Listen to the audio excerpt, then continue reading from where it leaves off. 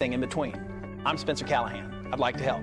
Spencer Callahan is the one to see. Call 387-2323. LA 21-12671. Offices in Baton Rouge. WNXX, Jackson, KNXX, Donaldsonville, and WDGL HD2 Baton Rouge. This hour brought to you by Spencer Callahan Injury Lawyers. LA 21-12681. Offices in Baton Rouge.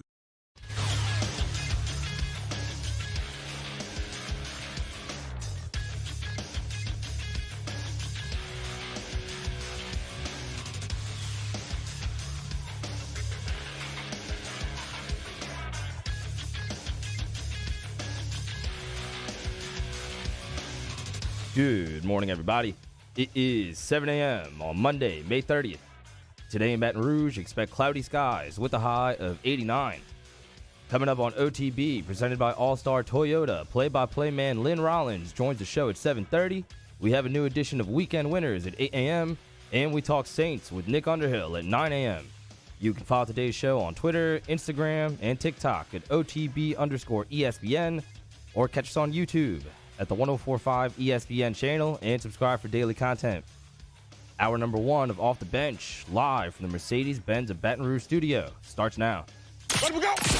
All-Star Toyota presents Off the Bench with Jacob Hester and T-Bob Hebert. Yeah! Off the Bench with Hester and T-Bob. Hey, Peter, they said I gotta come off the bench. All-Star Toyota presents Off the Bench with Hester and T-Bob. Yo, yo, yo.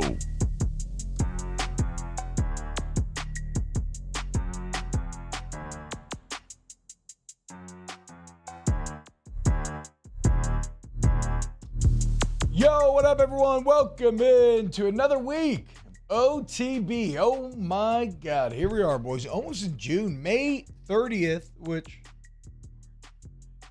is one of the days with 31. One of the months with 31 days. Had to do the knuckle trick real quick. I apologize. So we're right here at the end of May. We got a lot to get to. It feels like a while since we've been with each other. Great Memorial Day weekend. Shout out the new PD. I think this might be the first time we ever had Memorial Day off. I'm not 100% sure, but it was excellent. But the point is we've got a lot to catch up on today, right? We're going to do our weekend winners and everything. We got Jumbo coming in the studio. We got a lot of baseball to get to here in hour 1. Mario lived and died and lived again. I'm sure all over the weekend as the NBA Finals are now set. A conference championship series that looked dead in the water ended up becoming one of the most exciting things you ever watched before, well, in Game 7 that ended up being kind of a blowout, ironically. So, look, there's a ton to get to today. Jake is not here. Jake is going to be in, he is in Destin. He is at the SEC spring meetings. He's doing boots on the ground reporting for off campus. Sirius XM 84 is at the Neutral every day. And so he's going to be providing us here with checkups throughout the day. So, like, we'll probably catch up with Jake about once a day, but then you'll also hear him with Otter and Hanny, with Hunt, with Matt. So be on the lookout for that throughout today. But we will miss Jake this week, but it's okay. We're still going to have a lot of fun. I'm here. Mario's here. Taylor, you're here. Mario, how we feeling, dude? Okay, so for those that don't know, Mario, on top of just, I think, liking the kind of Heat and falling into Heat culture, had placed a nice wager on the Heat to make the conference finals. It looked assuredly like it was going to hit beyond a shadow of a doubt. Life was good. Mario had already spent the money. He was getting ready to go to Miami. And then the Celtics started winning, and they kept winning. And over this very long weekend, they had one of the most improbable wins I have ever seen after it looked like the Heat had come roaring back in Miami to close them out. Legendary Jimmy Butler sequences ending in 3. Like, you never see that. Jimmy Butler making 3 free throws in a row with 3 seconds left to take the lead. Down 2. Made all 3, right? The thing that you do when you're playing in the driveway from the time you're like 4 years old on. And then, despite the fact that the Celtics feel like they have this massive comeback, here's the win. The Celtics, Derrick Rose managed to get the tip right at the end. I mean, a tenth of a second before the game and enforce Game 7 and bring it back to Boston. Mario, that moment, how are you feeling? Oh, not good. Kind of ruined my night Saturday. I'm not going to lie. Derek White tried his very best to ruin my vacation to Miami this week. But my goodness, man, I was talking to Taylor. This is why we love sports. Like every single emotion, you kind of broke it down.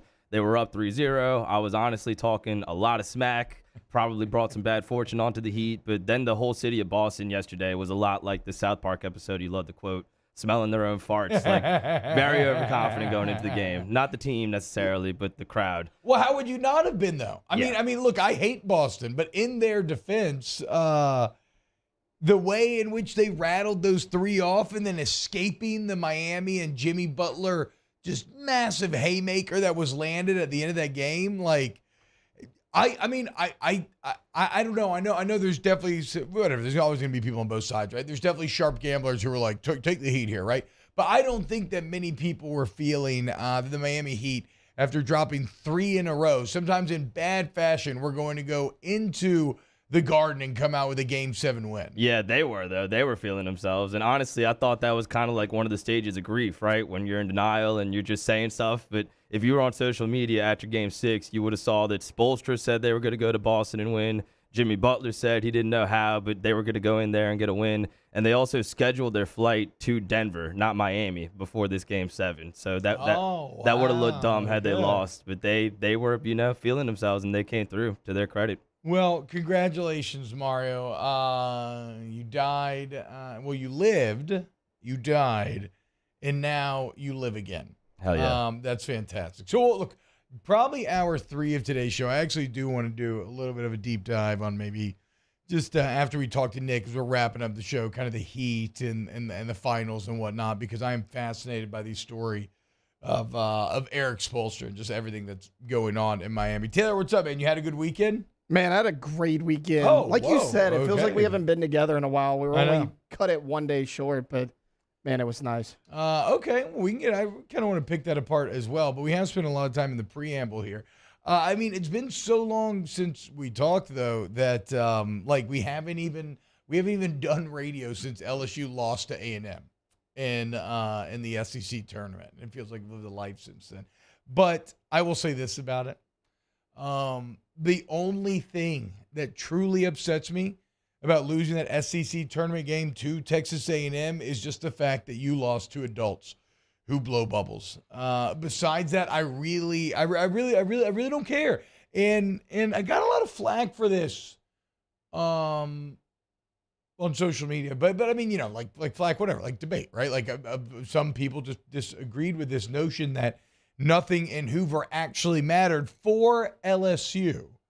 Now, that's not to say that as a player, you don't play as hard as you can to try to win the game, right?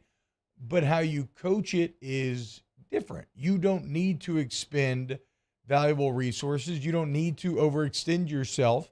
And you can kind of take some chances with guys that you give opportunities to, right? That's why you pull Skeens against Arkansas with the bases loaded instead of leaving him and letting him work through that, right? Same reason why Arkansas pulled Hagen Smith, because for Arkansas, this tournament did not matter either. That's why I think you try out Dutton late in that game against Vandy, even though he has not been good. It's a very throw him in the pool, give him the opportunity. If he sinks, well, guess what? Then you will not have him as a factor in your brain when you go into the tournament this week, and the thing that actually does matter. So, it's this might be kind of a I don't know, maybe this is a fruitless exercise, but when I say that the tournament does not matter, to understand it, you just have to be willing to engage in some nuance, quite simply, right? Because it's going to be kind of talking on both sides of your mouth, where the players are going to be playing as hard as they can to win the game. Even then, there's probably some subconscious awareness that, we already are a national seed. We kind of did what we needed to do, but they're still trying as hard as they can to win, right? But the coaches are going to treat it a little bit differently, and that's okay. It's okay, because the whole reason why it didn't really mean much to Arkansas or LSU or some of these other teams is because they had already done the work. They'd already put in the work. They'd built the resume. Others need a bit more help. Like for South Carolina, it was huge. That win they got probably is what pushed them into getting their host regional spot. Certainly, the run that Alabama went on helped to solidify their spot. So it matters for some more than others, I suppose. But I'm not sweating. I guess that's the overall point. You could be upset or whatever, but it's wasted energy. Get upset about this weekend, because this is what it all comes down to. Like at the end of the year, no matter if you're still hung up about losing Mississippi, if you're worried about the bullpen, all this stuff, which ironically, y'all, I come out of Hoover, I feel better about the pen. Ackenhausen, Hurd, like pretty much everybody threw outside of Dutton, Riley Cooper, like you had some really strong performances where if you emulate those this weekend, you will win the regional. So I actually like that aspect of it now that we're on the other side. But yeah, so like no matter how you feel, no matter what you're worried about, at the end of the day, you did your job. You're a national seed, okay? You got a top 8 seed. A regional will come through Baton Rouge, and if you win that, a super regional will come through Baton Rouge. That's all you play the regular season for. Full stop. It could sound crazy, right? But just really embrace that fact. All you play the regular season for is to get a good seed so that you get to play in your stadium where you have that crowd and that magic and that history, and we've seen it time and time again, and you did your job. And I keep going back to what we talked to Ben McDonald about, where it just, I'm sorry, but performance in Hoover is not an indicator of where your tournament hopes will lie. Mississippi State 2 years ago, run ruled twice, wins the Natty.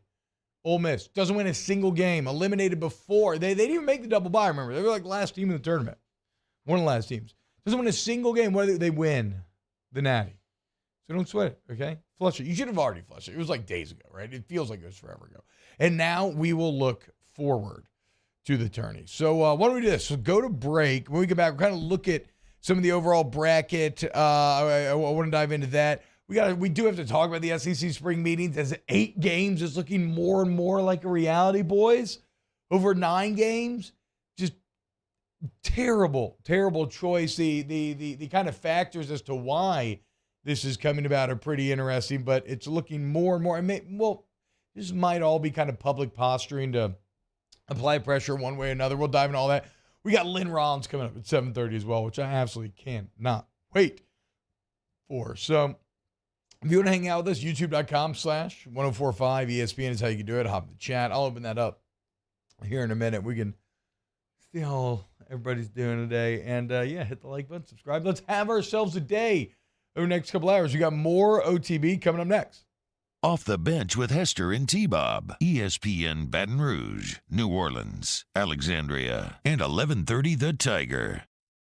In times of need, get a full list of phone numbers, websites, and other important emergency information on the Demco Stormwatch page at 1045ESPN.com. There it is, the extra mile. On the border of expected and extraordinary for those willing to go further. Like vans customized for work or play. With safety and tech to keep you connected.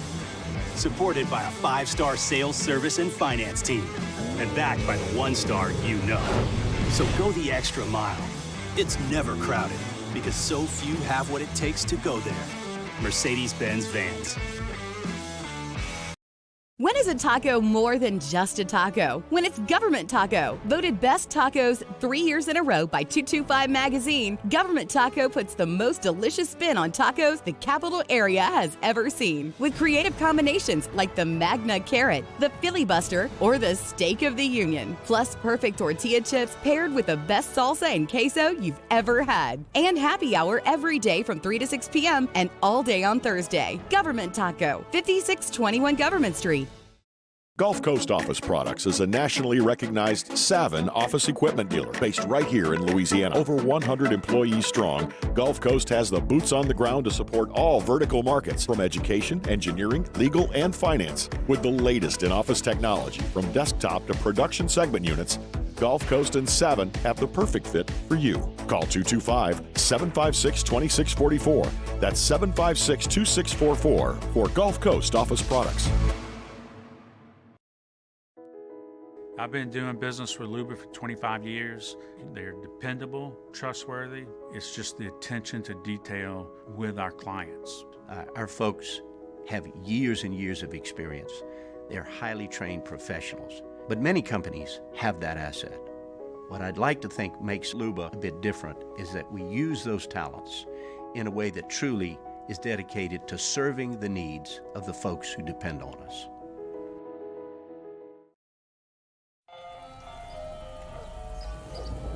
Hey there, little buddy. What's the matter? What's the matter? My windows, siding, and my door. That's what's the matter. Relief Windows can fix all that. I got you. Pop, pop. What's up? Oh my gosh, look! Curb appeal. That's a good-looking neighborhood. ReliefWindows.com.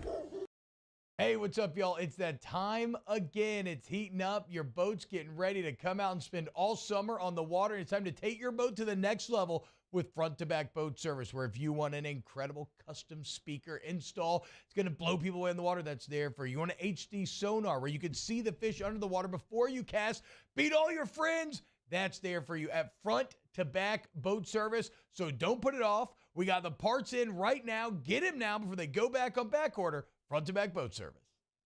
Hello, Samantha, dear, I hope you're feeling fine.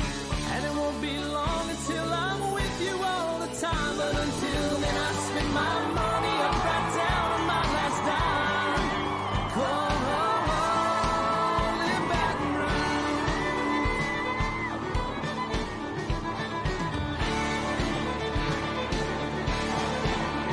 I'm ready, what you put me on through. Gotta send my love down the Gulf Coast Bank and Trust is giving our customers the power to bank anywhere, anytime during this challenging event. And we're right there with you. Our mobile banking app is a smart way to manage your money and time. Gulf Coast Bank and Trust, the bank that cares about you. Follow us on Twitter at 1045ESPN to cast your vote in the Citizens Bank and Trust poll of the day. Vote daily inside Off the Bench anytime. It's Musso from all of us here at AFR. Have a happy, safe Memorial Day. We're off on Monday, but we are back on Tuesday reacting to LSU's draw in the NCAA baseball tournament. Join us then, 3 to 6, 1045 ESPN Baton Rouge.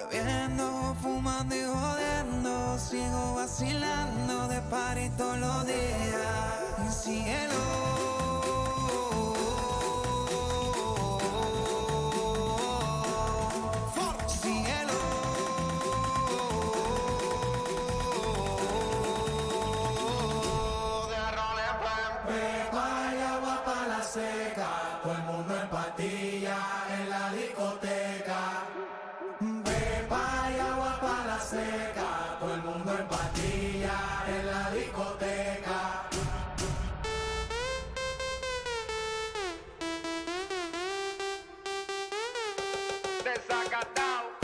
All-Star Toyota presents Off the Bench with Hester and T-Bob. ESPN Baton Rouge, New Orleans, Alexandria, and 1130 The Tiger. Gulf South says, Arkansas's two lefties show the country how to quit LSU's offense. They've owned LSU's bats this season. They combined 19 innings in 2 games, and LSU lost both with Skeen's pitching. Yeah, I mean, as Champ points out, he says, yeah, Arkansas showed the formula. Have 2 first-round lefties going back-to-back in 2 games. They'll hold LSU to 20 hits. Look, I'm not worried about the offense, dude. I'm not saying it can't go right. It's baseball. We've seen it before. It absolutely can. But more often than not, the offense does their job, right? So I'm concerned about the thing that is the actual concern, which is the pin. And the pin's been trending in the right direction. So whatever, man. I ain't scared, dude. No more of this half-stepping crap, okay? It's tournament time. Time to be the big dog. You're the one that has picks 1 and 2 in the MLB draft. You're the one that was number 1 for months and months and months, okay? Embrace that. Own that. Live that. Be the bully this weekend. You just made it through a conference that just put a record 8 of the 16 host sites.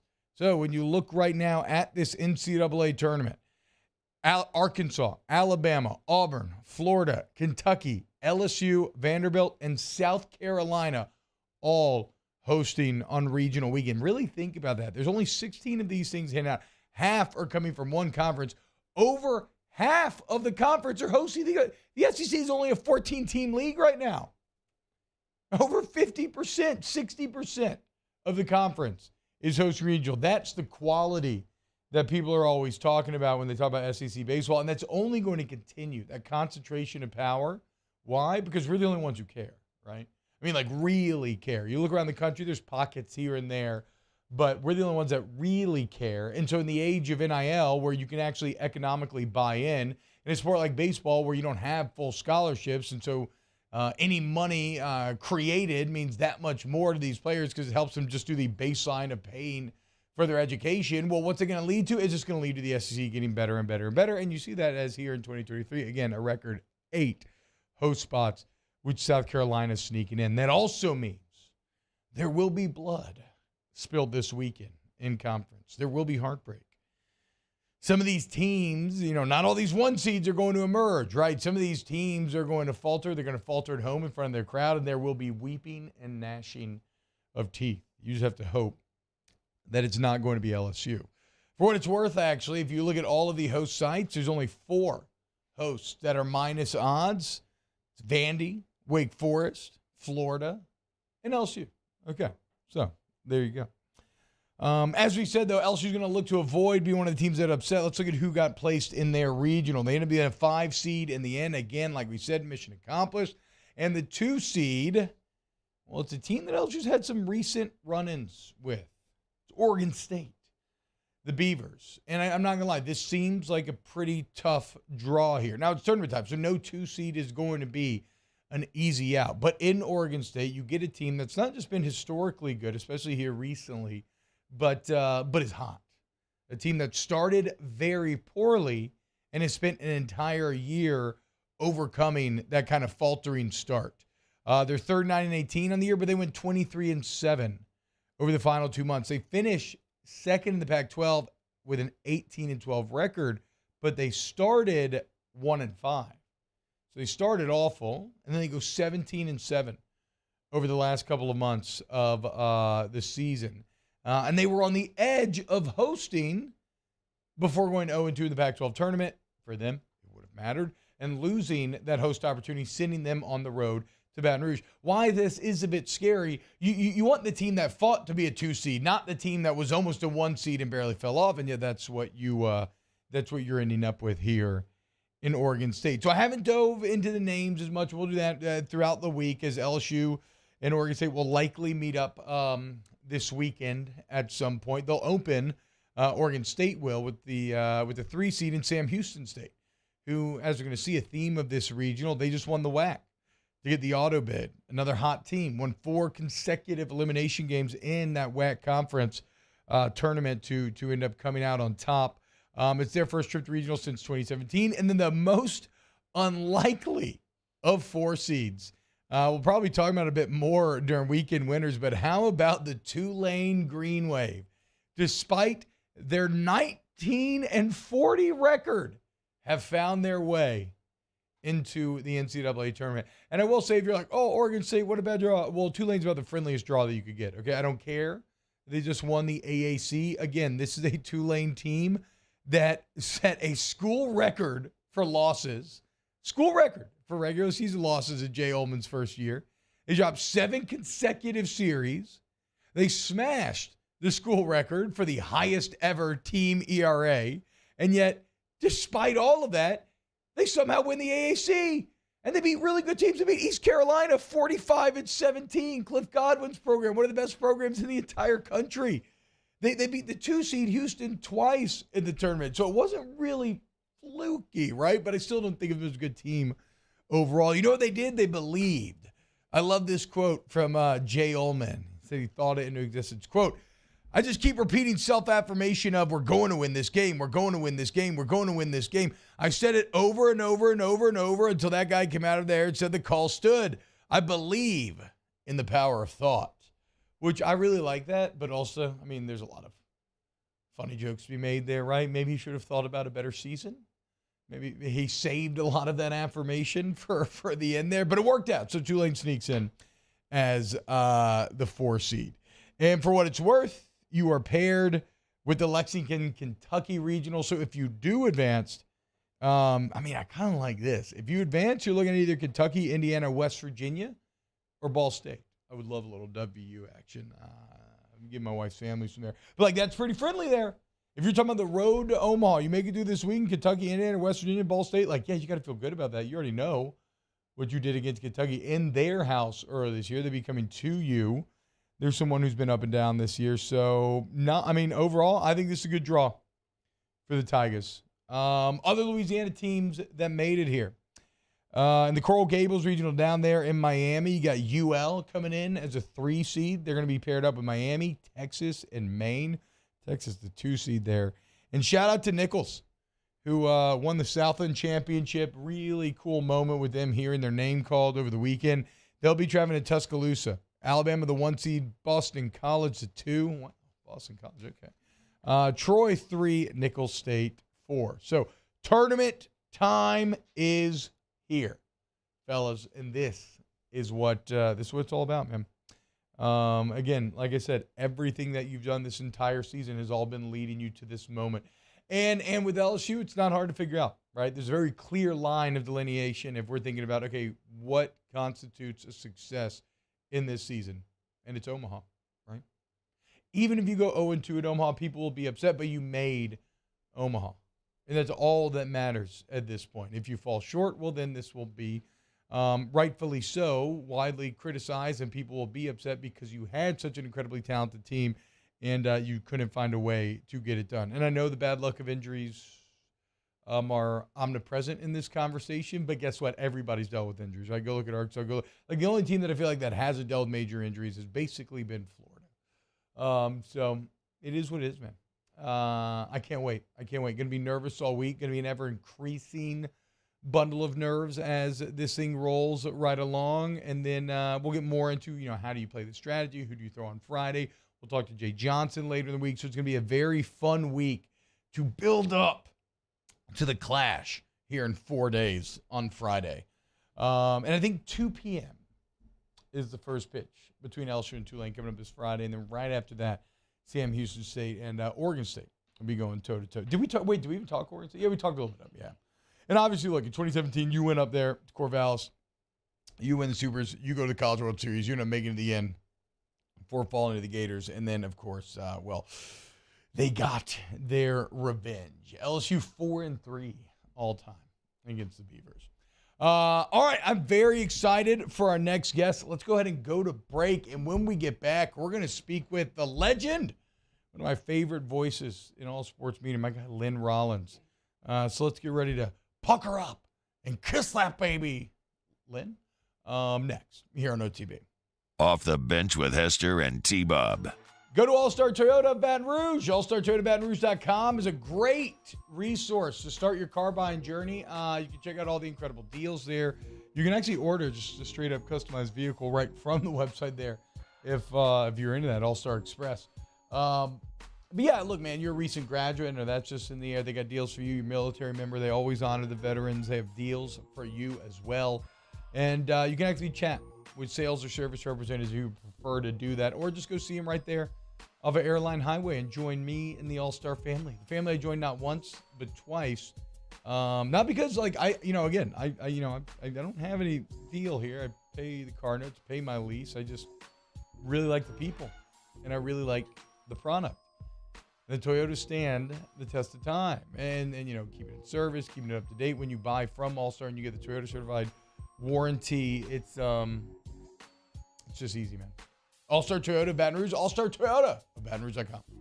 Our listeners fire off their opinions on the JimsFirearms.net hotline at 499-1045. Keep listening for your next chance to shoot us your thoughts with the JimsFirearms.net hotline on 1045 ESPN Baton Rouge.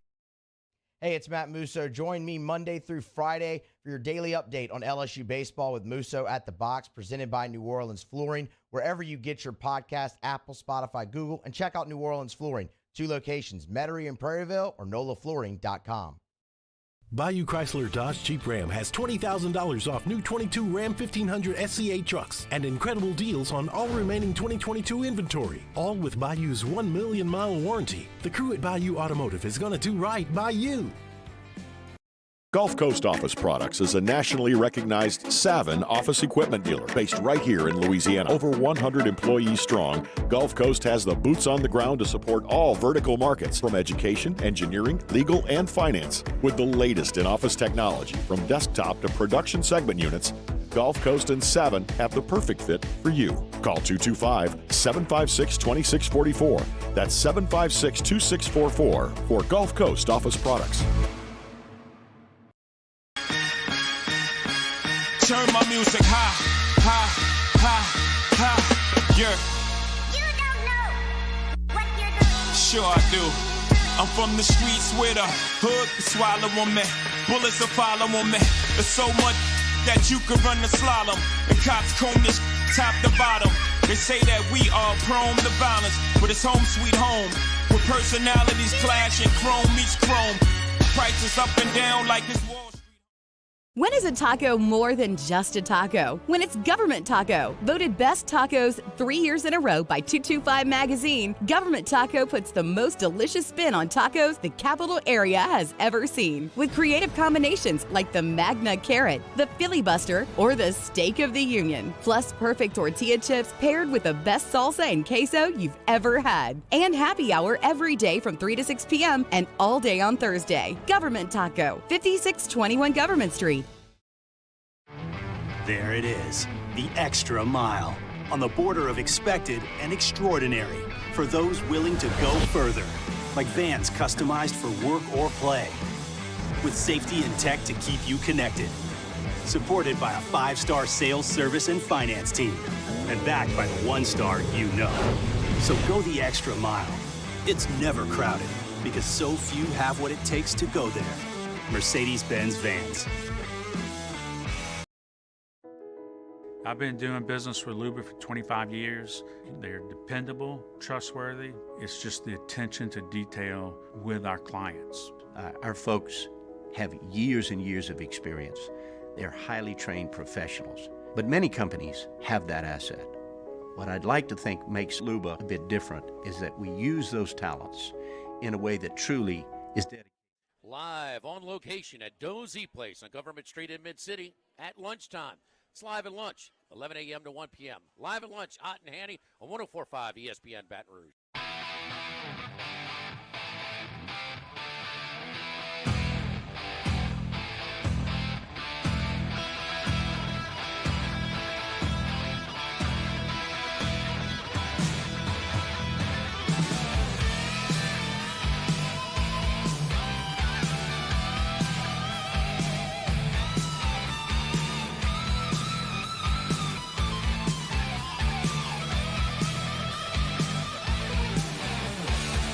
All-Star Toyota presents Off the Bench with Hester and T-Bob. ESPN Baton Rouge, New Orleans, Alexandria, and 1130 The Tiger. What's going on, y'all? Welcome back to OTB. I am tickled to death right now to talk to our next guest. If you listen to the show, you know how I feel about Lynn Rollins. We absolutely adore this man, just a font of experience and knowledge and witticisms, and the Lynn and Ben pairing specifically has a chemistry that's absolutely off the charts. I hear Lynn, I just feel like a warm blanket that I'm snuggled underneath on a cold winter's eve. So I would love nothing more to pucker up and kiss this man hello this morning. Lynn, what's up, man? How we feeling this morning? Listen, I'm going to refuse on that last offer. Okay. But other than that, it was wonderful. It's amazing that you brought up that warm blanket reference, because I've done that as well.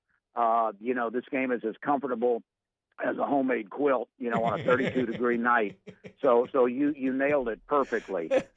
Listen, before we go on, one note of seriousness, and I know we're a day past Memorial Day, but there have been 1.3 million people in the history of the United States, military folks, men and women, who have died, half of those, by the way, in the Civil War, but who have died fighting for what they believe in. And I just think sometimes we rush through these holidays and don't really stop to think about it. And I wanted to do a little post-mortem, and possibly a bad choice of words there, but just to recognize the tremendous sacrifices. The ability for you and I to have this conversation rests on the sacrifice of others.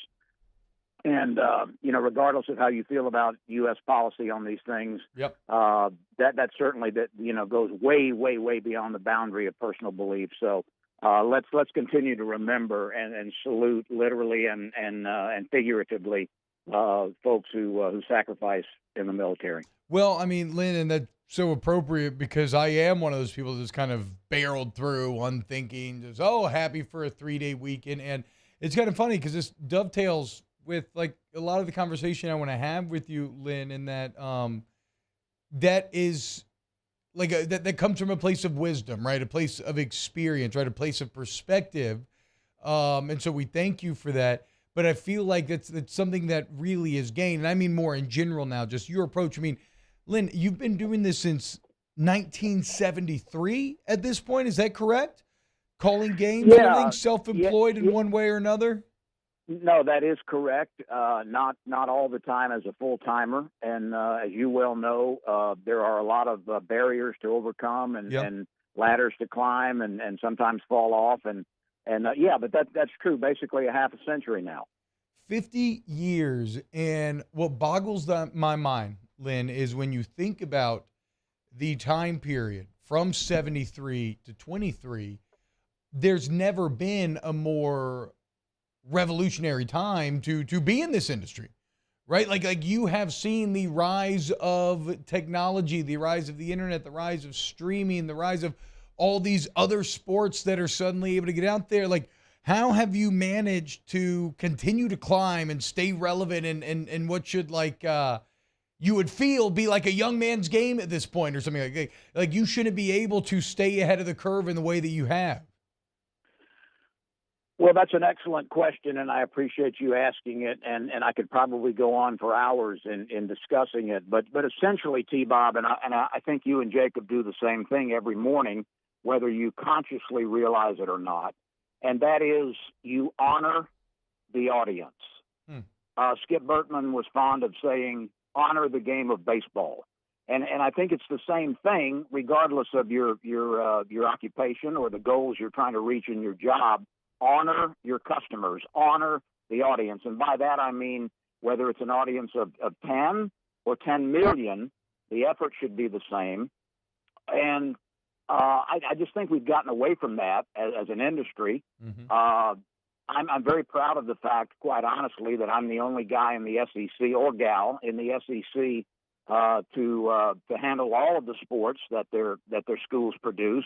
Wow. So if it's on in August in soccer, I'm there, and volleyball and gymnastics, and it's been a learning curve, but I've had the pleasure of working with some amazing analysts in all of those sports, and they've been ever so helpful to me. But I don't know if that's a roundabout way of answering your question, but essentially the theme that I try to follow is honor the audience. And that means work hard. It means do your research. It means that it's not about you. It's about the game. It's about the coaches. It's about the guys and gals playing the game. And if you can leave someone with something maybe a little bit memorable or some water cooler talk the next day from the broadcast, then you've done your job.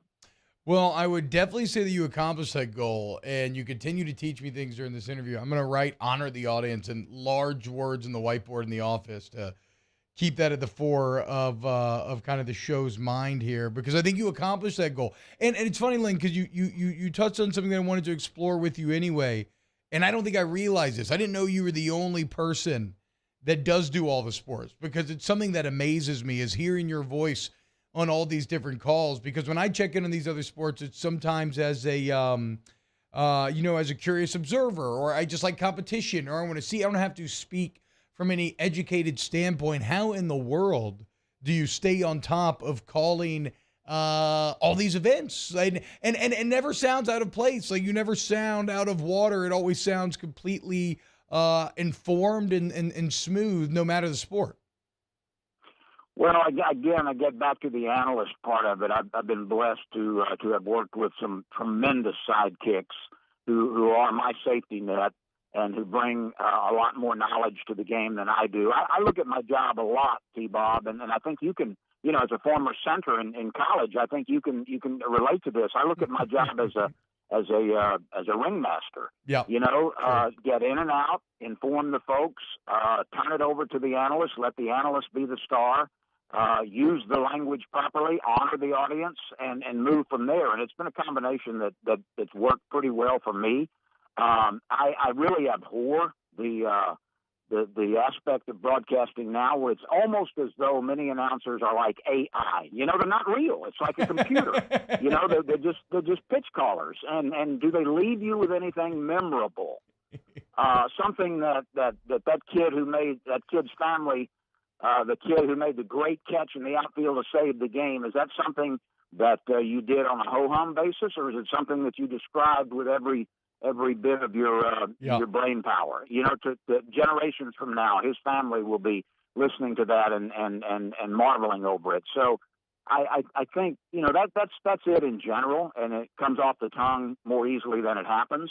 But that's kind of the philosophy I go by. And as far as the other sports, there's a curiosity to me about what makes soccer different and what makes gymnastics different. And by the way, speaking of gymnastics, if you ask me to pick a sport that's the hardest to do that I've ever done, and I don't mean from a broadcasting standpoint, I mean from a participant standpoint, it would be gymnastics. Yeah, I would like to see you or any of your college teammates at LSU get up on the balance beam and do a backflip and never waver. No, yeah, and I mean, we were so a bunch of the gymnasts live next door to us in the athletic dorms, and I mean, the amount of work that they used to put in, it just boggles the mind. It's a sport that I think is likely potentially more hardworking than any other one. I don't mean that like any disrespect to football, basketball, anything else. Those girls are just their entire lives just grinding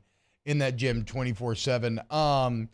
Well, it's funny that you say that, though, about the AI thing, Lynn, because it is voices like yours that kind of give me hope that we won't just all be replaced by AI, at least not yet. And it's because of the kind of dynamic witticisms that we were talking about earlier. I mean, you have your classics. Like, I can't tell you how much I look forward to hearing "Pucker Up and Kiss That Baby Goodbye." It makes me so happy sitting there in the backyard watching it alone or with friends, whatever. Everybody's high-fiving and saying it. But it's not just that. You have all these incredible sayings. Are these off the cuff? Do you practice them? Do they come to you in moments of inspiration and you write them down through everyday life? Like, how do you load your quiver with all these verbal arrows? Well, most of them are impromptu. Really? Most. I would be less than honest if I said they were all impromptu. When you travel to and from a game, or you have some quiet time after all your preparation has been done, and you think about, okay, if this might happen, how would we best describe that? I mean, we're going to come up with things in every game that are going to be common for the most part. So you might think, okay, you got a speedy outfielder, right? Yeah. Let's say he runs, a long, long way and makes a great galloping catch. Well, how do we want to describe that? Would it be better to say he's run a long way and he gets there and he makes the catch, or would it be better to say, this guy covers more ground than kudzu? So, which one draws the mental picture in your mind? Which one illustrates the point? And the kudzu line was an impromptu one from years ago.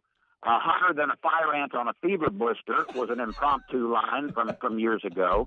Tighter than the top string on a Texas fiddle was an impromptu line from years ago. And most of them are spontaneous. Not all of them are. The other day I was using one, and I like to have fun with the weather and the sky and just shticks during the game that people might come to appreciate or look forward to or drink another beer to. And basically this one, and I haven't used it yet, would be the sky is the color of a coal miner's face after a 12-hour shift. So doesn't that draw a mental picture in your mind? I mean, absolutely, man. And Lynn, okay, I don't want to jinx anything here, but West Virginia is in that Lexington, Kentucky regional.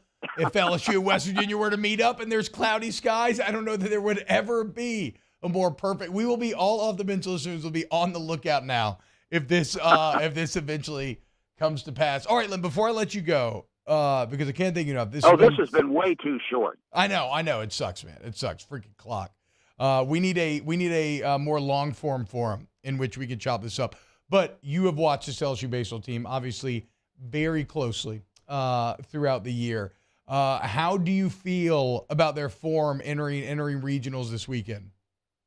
I don't mean to be bland here, but I think generally everybody is you could shake up the bag and pull anybody out, and they have the same capacity to win. It's all fragile at this point. Yeah. Is LSU a shoe-in, as we thought it, foolishly thought it would be 3 months ago, because that never happens in any sport, especially baseball. No, it's not a shoe-in.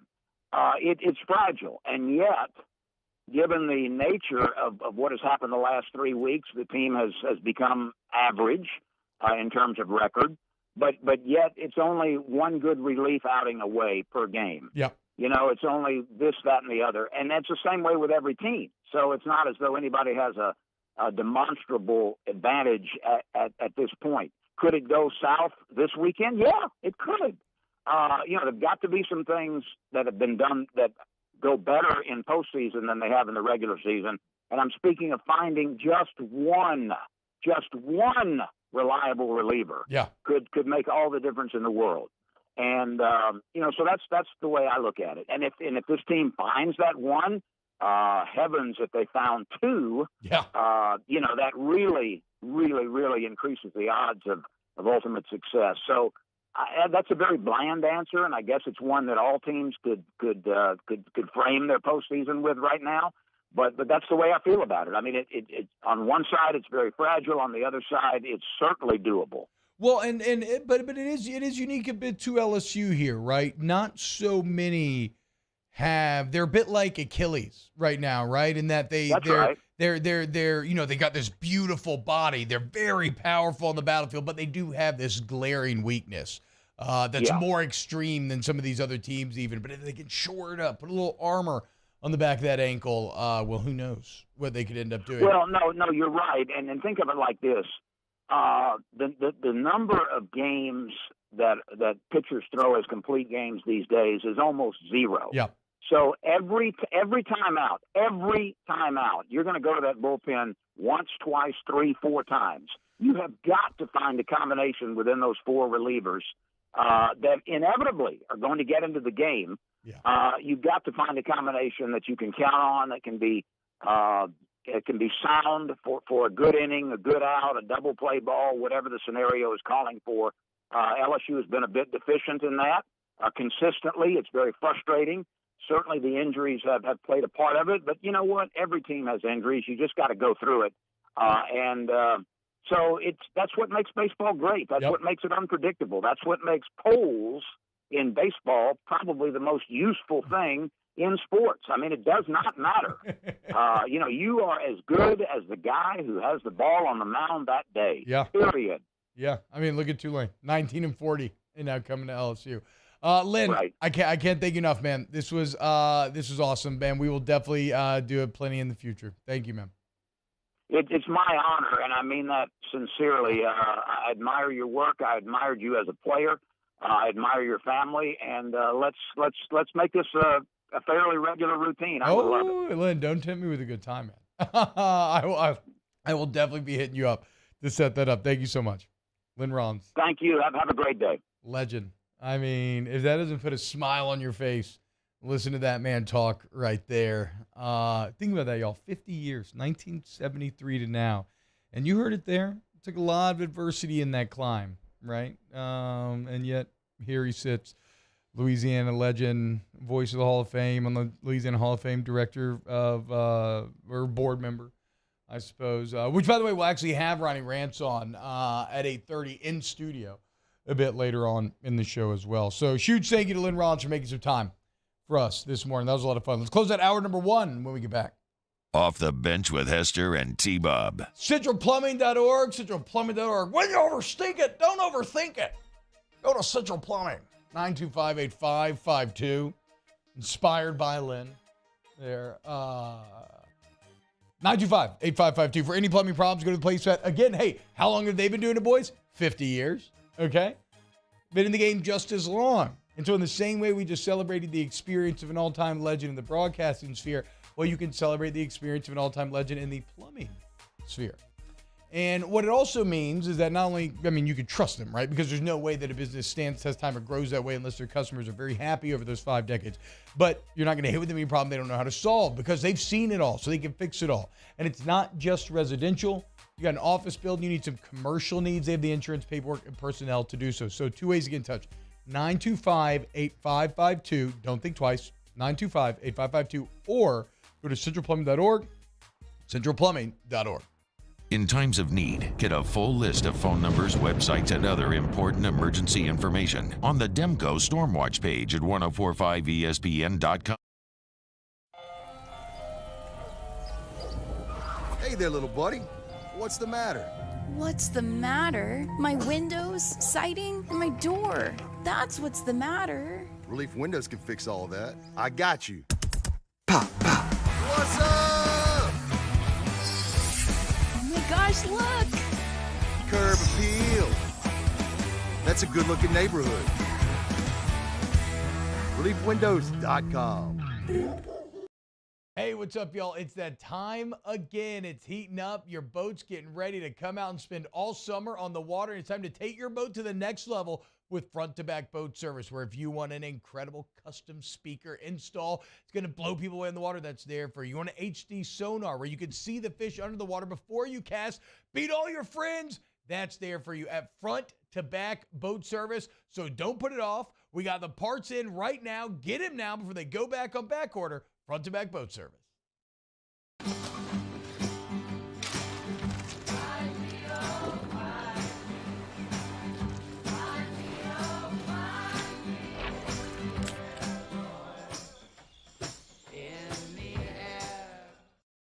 Bayou Ford has $15,000 off plus 0.9% APR for 60 months on all new 22 Ford F-150 SCA trucks and incredible deals on all remaining 2022 inventory, all with Bayou's 1 million mile warranty. The crew at Bayou Ford is going to do right by you. The world's leaders in obesity research, obesity medicine, and obesity science are right here. We're doing something that no one's ever done or trying to answer a question that no one's ever asked before. Pennington is a real jewel when it comes to research. We are finding the solutions to the world's worst chronic disease, which is obesity. Louisiana needs Pennington Biomedical. When is a taco more than just a taco? When it's Government Taco. Voted best tacos 3 years in a row by 225 Magazine, Government Taco puts the most delicious spin on tacos the capital area has ever seen. With creative combinations like the Magna Carrot, the Filibuster, or the Steak of the Union. Plus perfect tortilla chips paired with the best salsa and queso you've ever had. And happy hour every day from 3 to 6 p.m. and all day on Thursday. Government Taco, 5621 Government Street.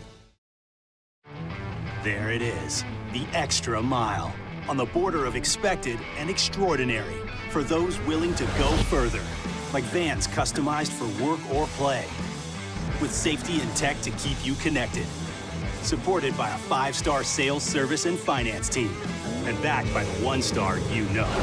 So go the extra mile. It's never crowded. Hope everyone has a great Memorial Day weekend. We are off on Monday. Hunt Palmer back in the host chair here on Tuesday. I'm sure he'll recap the SEC tournament. Hunt Palmer Show, 1 to 3 weekdays here on 104.5 ESPN Baton Rouge. I gotta stay. Till I die. I gotta stay. All-Star Toyota presents Off the Bench with Hester and T-Bob. ESPN Baton Rouge, New Orleans, Alexandria, and 1130 The Tiger. What's going on, y'all? Welcome back to OTB. I apologize that I'm just like looking at my phone, but I can't get my computer to load chat for some reason. I wanted to see what y'all were saying here. Who was it? Mine, not Brent. That strike zone is smaller in T-Bob's hands. That's not bad. That's pretty good. He struck out more times than Mario at Fred's. That's also pretty damn good there. Was Fred's your normal strikeout spot though? Probably cumulatively, yeah. Okay. Hell yeah, man. I think it was always like house parties. They had free drinks on Friday, Freds. I remember. That's right. But you got to show up early. That's always the free drinks hook, right? Yeah. It's like you got to show up like 8 to 10 p.m. And basically do your pre-gaming there with Wells liquor for the entire time. Yeah, I was a big Dale and Coke guy, whatever that is. Wait, a big what? Dale and Coke. That was the whiskey they had. Oh, is that the whiskey? Yeah. It's called Dale whiskey? I don't know what Dale is. It's a type of whiskey. I don't think I know what it is either. Rambo says it's go time for the baseball team. It is also time for summer workouts. Zalance Hurd has arrived. LSU football is going 14-1. Natty champs, baby. Jaden Daniels going to win the Heisman. F what you heard. Shout out, Brambo. I hope so. Summer workouts always a fascinating time. You go immediately. Now, I don't know how it's done nowadays in a post-Moffitt era, but, back in the day, you used to show up, get the speech about how you're worthless now, recruiting's over, and then the next day, day one, you would run 26 110s. Well, first you would lift heavy at 7 a.m., and then they bring you back at 4 p.m. to run 26 110s in that afternoon heat. Gonna see immediately who's been doing what they are supposed to do and who was not. I was not. It was a rough day one, to be sure. That's a lot of running, Bolts. It's a lot of running. All right, when we get back, we're going to kick off hour number 2 with our weekend winners, an extended edition, as it's been a long weekend. Keep it locked right here on OTB. Off the bench with Hester and T-Bob. There it is, the extra mile, on the border of expected and extraordinary, for those willing to go further, like vans customized for work or play, with safety and tech to keep you connected, supported by a 5-star sales, service, and finance team, and backed by the 1-star you know. So go the extra mile. It's never crowded, because so few have what it takes to go there. Mercedes-Benz Vans.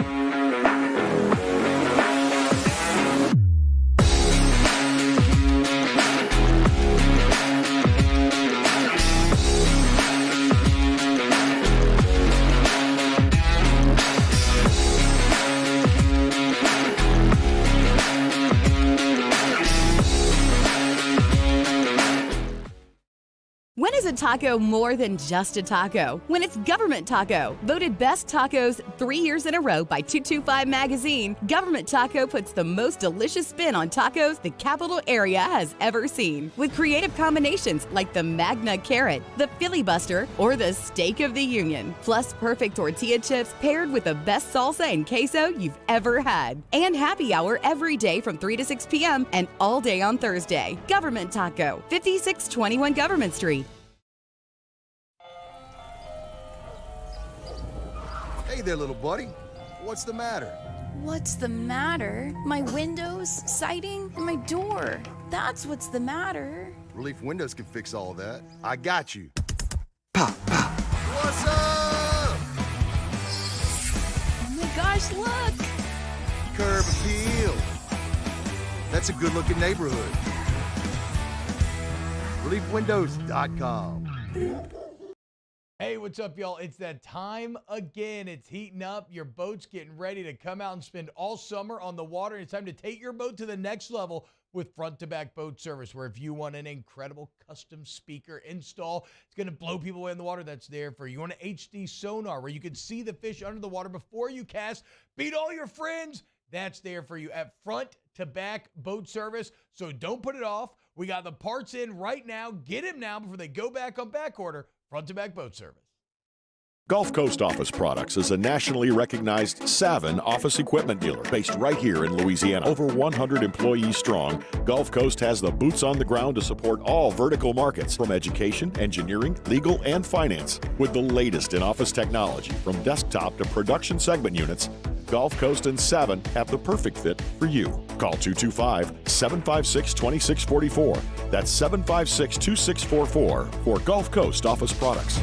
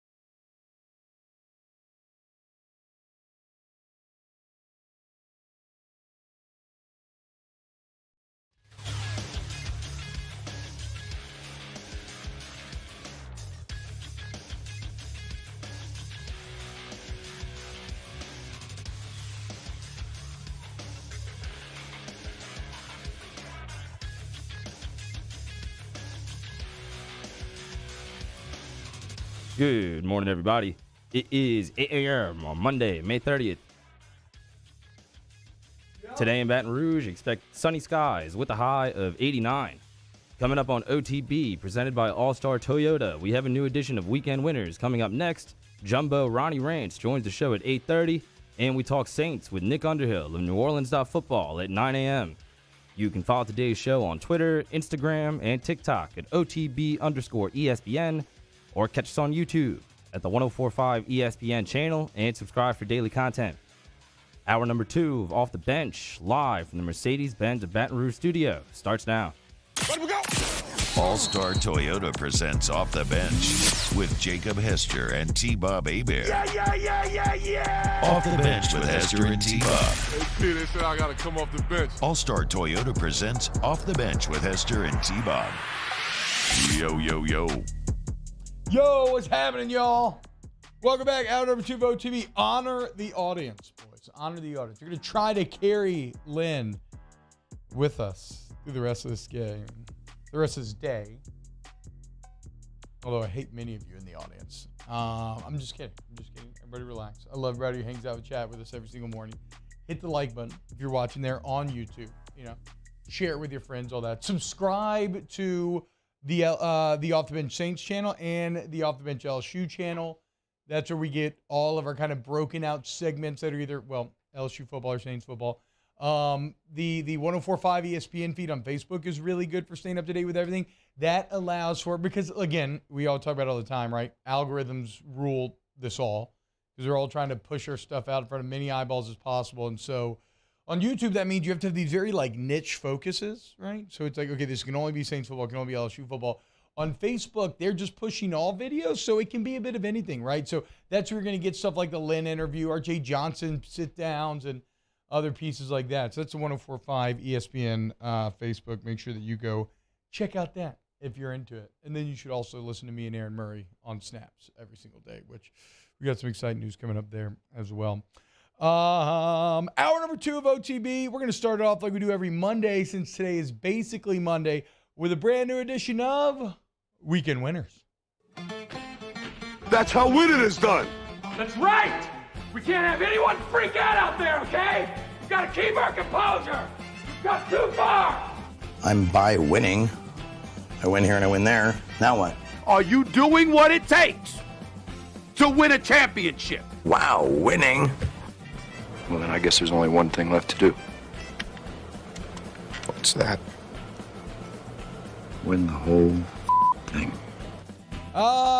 There is no bigger winner to me this weekend than our guy right here, Mario Jerez, who was staring death in the face, was not going to get that big payday for the vacay, and then Jay Butts and the Heat came through for him in game number 7. Mario, you could start this edition of Weekend Winners. What a series. What an accomplishment by the Heat. Shades of the Red Sox and the Yankees in 2004. We talked about that a little bit last week. Apparently, the Celtics tried to hype themselves up with highlights of that series back in 2004. So they diverted from, what was the movie? The Town. From The Town. Well, I'm sure this was in addition to. Right? I guess I'm sure so. Joe Mazzulla was still watching The Town 4 times a day. And then in addition, they were watching Red Sox. I don't know, man. Clearly, it messed up the rhythm. But in all seriousness, what a series. Teams that are down 0-3 in the NBA playoffs are now 0-151. It was almost 1-150. But the Heat avoid history in a good way. And this is going to be a fun finals, man. Everybody early on is saying that the Nuggets are going to dominate the Heat. I believe they're favorites at -400 as we speak to win the series. But people have doubted Miami the entire playoffs, and look where they're at now.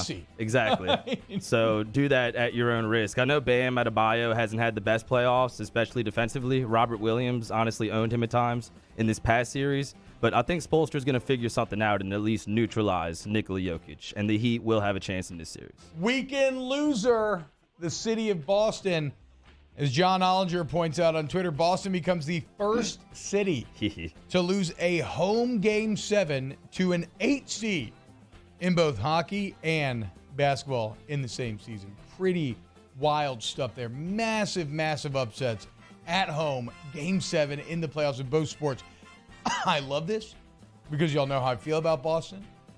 You know, I love drinking those salty East Coast Boston tears. However, the only thing I don't like about this, it does feed into their victim complex a little bit, right? Yeah. Which is kind of my entire issue, is that they pretend to be victims when they're really not, and they have the easiest sports existence ever. Now they're going to be like, oh, we would do something. No, you know what they're paying this year? Philadelphia. Look at Philadelphia. Yes. A couple of guys making it to the championships before losing. I think they even had an MLS lost championship maybe like last season. The Sixers pretty close there, not getting it done in the end, even though I guess Philly's had a lot of success in my adult life as well. Wait, so on the subject of Boston, though, Missoula, I don't know if I find anything to be less trustworthy and more disingenuous than how I hear basketball analysts talk about Joe Missoula. I mean, one game he sucks and he's like so in over his head, he might as well be some dude you just picked up off the street.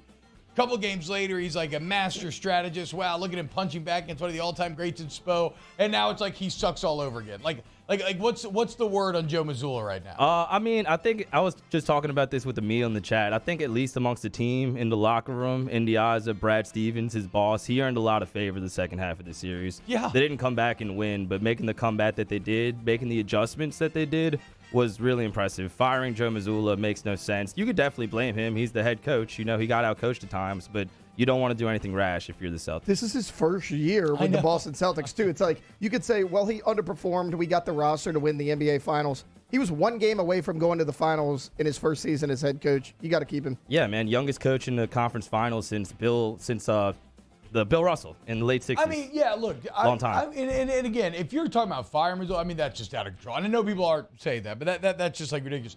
What I can't get over, though, is there's like smart basketball people who after 3 games were just telling you how just how hapless he was. And now it's like, how do I trust that commentary? Because they've all just had to eat a ton of crow, which I mean, you need to in light of new information, which I guess, whatever. It's just, I don't know what to make of Missoula, but I do know that he's not playing anymore. Suck it, Boston. All right. What you got, Taylor? I'm glad you mentioned Philadelphia earlier. My weekend winner is going to be the Philadelphia 76ers. I think they hired a heck of a coach. Getting Nick Nurse. Everybody was like, oh, Nick Nurse only won the NBA Finals because of Kawhi Leonard. I would argue that he probably overachieved a little bit outside of Kawhi. That team wasn't great. Kawhi leaves. He still kept them respectable with your best player as Pascal Siakam. Yep. That's not going to do it for a lot of people. I think Nick Nurse, great X's and O's coach. I think he's going to get the most out of Embiid. That's okay. Yeah, I missed that over the weekend. That's a great hire for Philly over there. All right, my weekend winner. Shout out Tulane baseball, man. I mean, again, what a year. 19-40. School record for regular season losses. School record for how high the team ERA was. Just nothing good to write home about all year long. And then they go to the AAC tournament. They beat Houston twice. They beat East Carolina in the final in a back-and-forth game in which they had to fight back at the plate. The staff had to hold it down and put up zeros for last year. I mean, it is wild what Tulane was able to accomplish. Shout out Teo Banks. Tournament's most outstanding players in 5 games. He went 11-21, 3 home runs over 11 ribbies. But here's what it looked like when Tulane got that final out.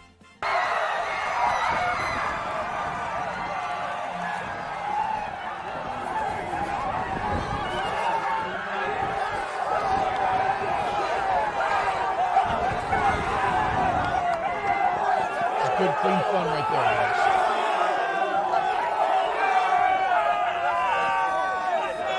There's I mean, look, that is why conference tournaments are good. It's not for the teams whose fates are already sealed. It's for the teams who manage to, out of nowhere, catch lightning in a bottle, fight their way through, and end up getting a tournament berth that nobody ever would have expected them to ever be in play for. So shout out Greenway, big weekend winner to me.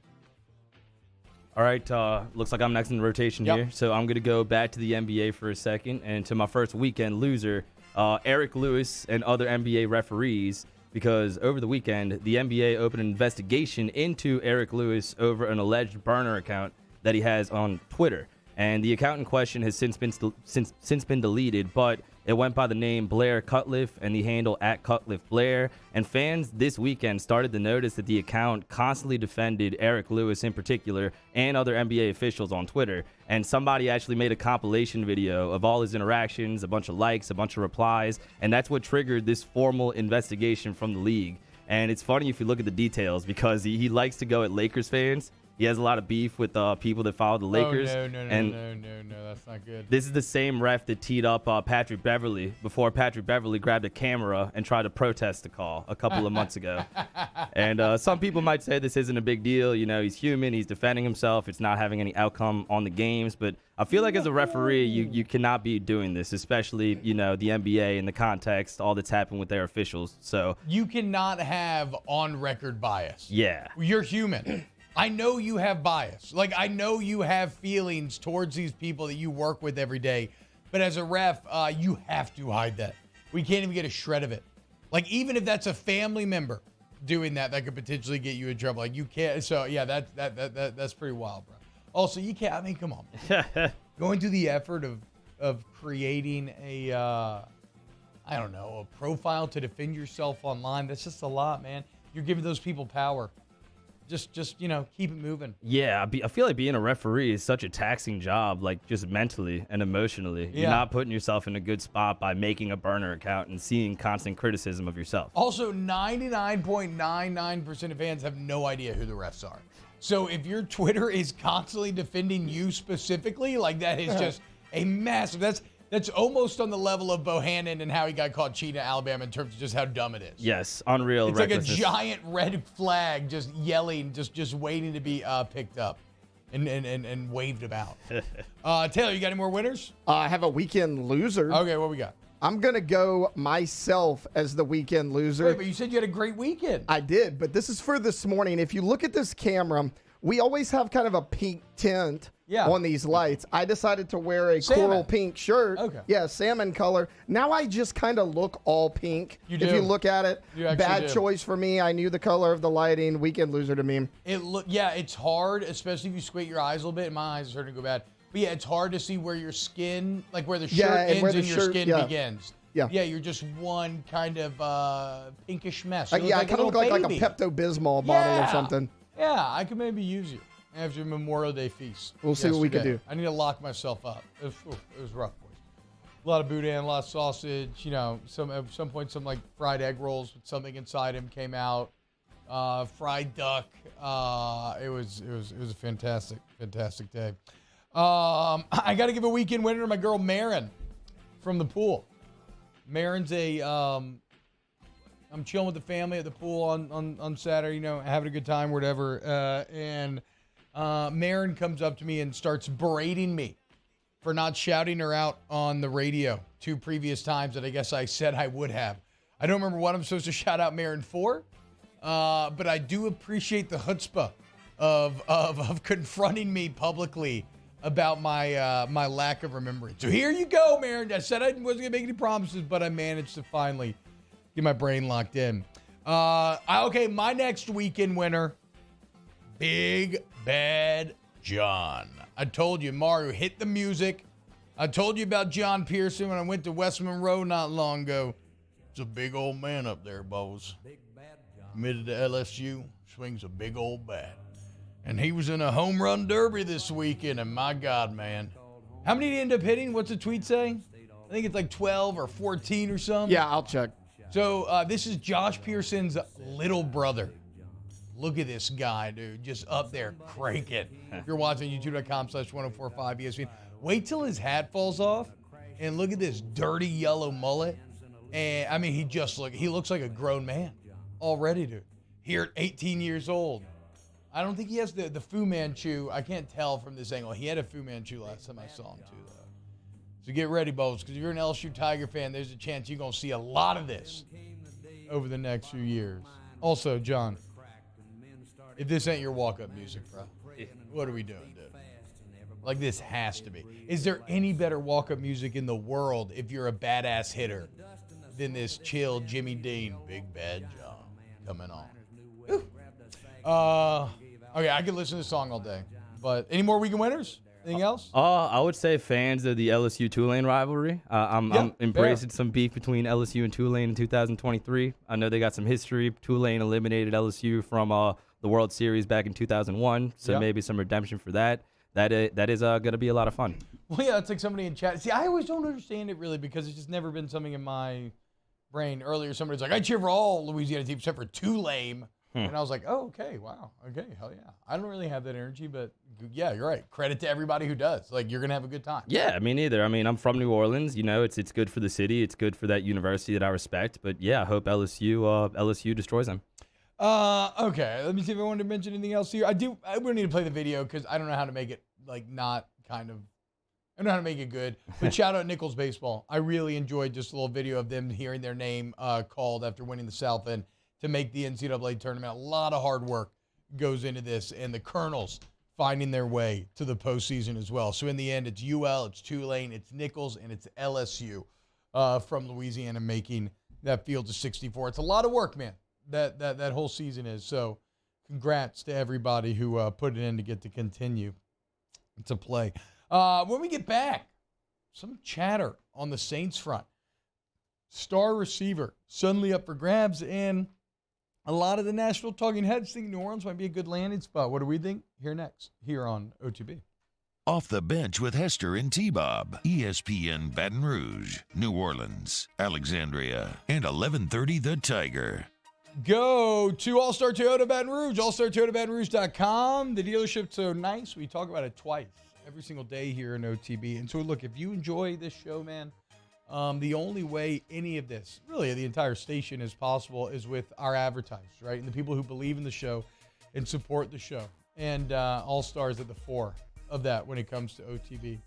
And so I'm very glad to be working with them. I'm very glad to be a part of the All-Star family, not once, but twice. And it's wild, man. I never thought I'd be a minivan boy, but look at me now, okay? Murdering out Mini. I'm in love. So you, too, can fall in love with that Toyota Sienna, or maybe you want a big SUV like Sequoia, Highlander, RAV4, Camry, Tundra. You want like a big old truck, Tacoma. The bottom line is when you buy from All-Star Toyota, you're going to get a Toyota. It's going to stand the test of time. Also, if you're trading or you're looking to sell your vehicle, you will maximize your value over there off of Airline Highway. So go to allstartoyota@batonrouge.com today. Our listeners fire off their opinions on the jimsfirearms.net hotline at 499-1045. Keep listening for your next chance to shoot us your thoughts with the jimsfirearms.net hotline on 1045 ESPN Baton Rouge. The importance of doing this fortified program and offering it to people down here is, number one, the only real chance you're going to get to do this is when you put on a new roof or build new. And through companies like HUDCO, who's kind of leading the way in this thing, it's going to offer the customers a huge advantage in the insurance market and the price of their insurance. You know, we're not looking to make a fortune off fortifying. We're trying to give you a better product than our competitor at the moment. I'm trying to do something that he can. I'm trying to give you something better. So a lot of these insurance shops, you're getting a re-roof, you're only paying your deductible. Let's sit down and talk about the fortified and let's see what it does to your insurance premium. You're getting a steal. Yeah. You're getting a brand new roof and a fortified certificate for your deductible, essentially. And I think we're rocking and rolling.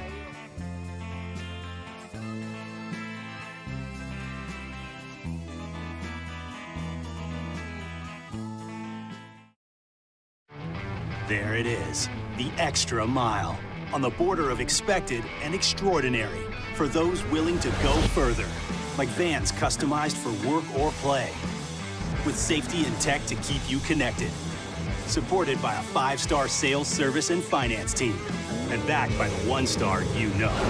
So go the extra mile. It's never crowded, because so few have what it takes to go there. Mercedes-Benz Vans. I've been doing business with Luba for 25 years. They're dependable, trustworthy. It's just the attention to detail with our clients. Our folks have years and years of experience. They're highly trained professionals. But many companies have that asset.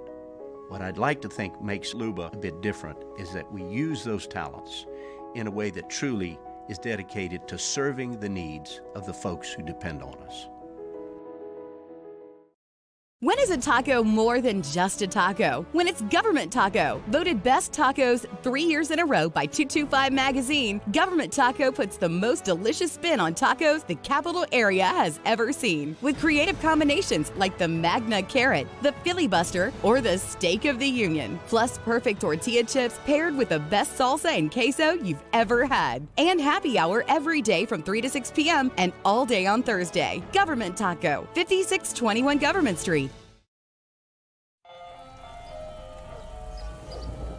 Hey there, little buddy. What's the matter? What's the matter? My windows, siding, and my door. That's what's the matter. Relief Windows can fix all of that. I got you.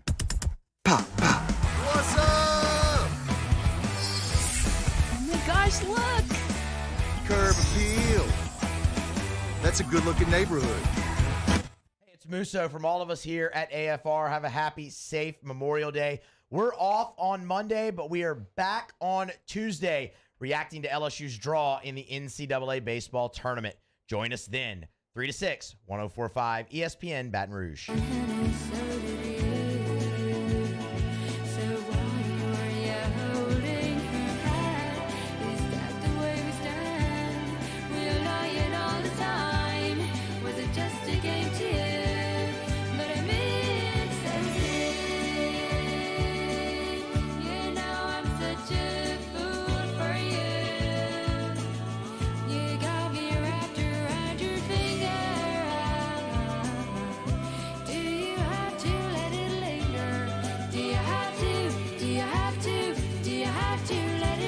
All-Star Toyota presents Off the Bench with Hester and T-Bob. ESPN Baton Rouge, New Orleans, Alexandria, and 1130 The Tiger.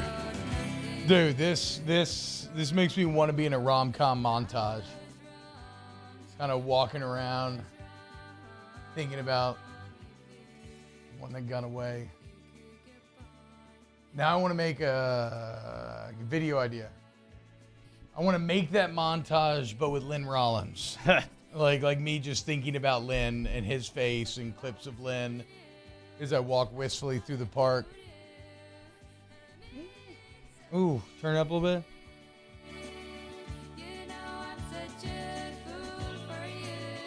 I don't know what it is. It's that part specifically. The fool for you. Every single time, man. I get goosebumps. Just so a great good. song. Gets the dopamine going, man. So it does get the dopamine going. Welcome back to OTB. Hope everybody's having a great morning. Hope you had a great Memorial Day weekend. As Lynn Rollins said, probably should have opened the show with some perspective, honoring the veterans that have served this country, which, again, regardless of how you feel about this country's foreign policy or how things are managed, blah, blah, blah, blah. None of that takes away from the sacrifices that individuals have made for, the near 300-year history of this country. Man, I guess we're coming up on 250. 3 years away. And in those 250 years, there's been, like Lynn said, over 1 million young men and women who have committed their lives, and they've not have to and have paid the ultimate price. So a huge thank you to everyone who has served, and I guess I don't know what to offer. Just love and support to those who have lost a loved one in that fight as well. All right, I want to talk a little Saints here. So this has been some light chatter over the weekend. But in case you missed it, the Arizona Cardinals just straight up cutting DeAndre Hopkins, just deciding to part ways. And, look, I don't know exactly what's going on over there in Arizona. I think it all looks pretty toxic outside looking in, right? I think there's, as we always talk about in sports, there's nothing that generates more toxicity and more ill will than falling short of expectations. And I think if you look at the Cardinals' rhythm during the Kyler Murray era, it is kind of perfectly crafted to make you angry.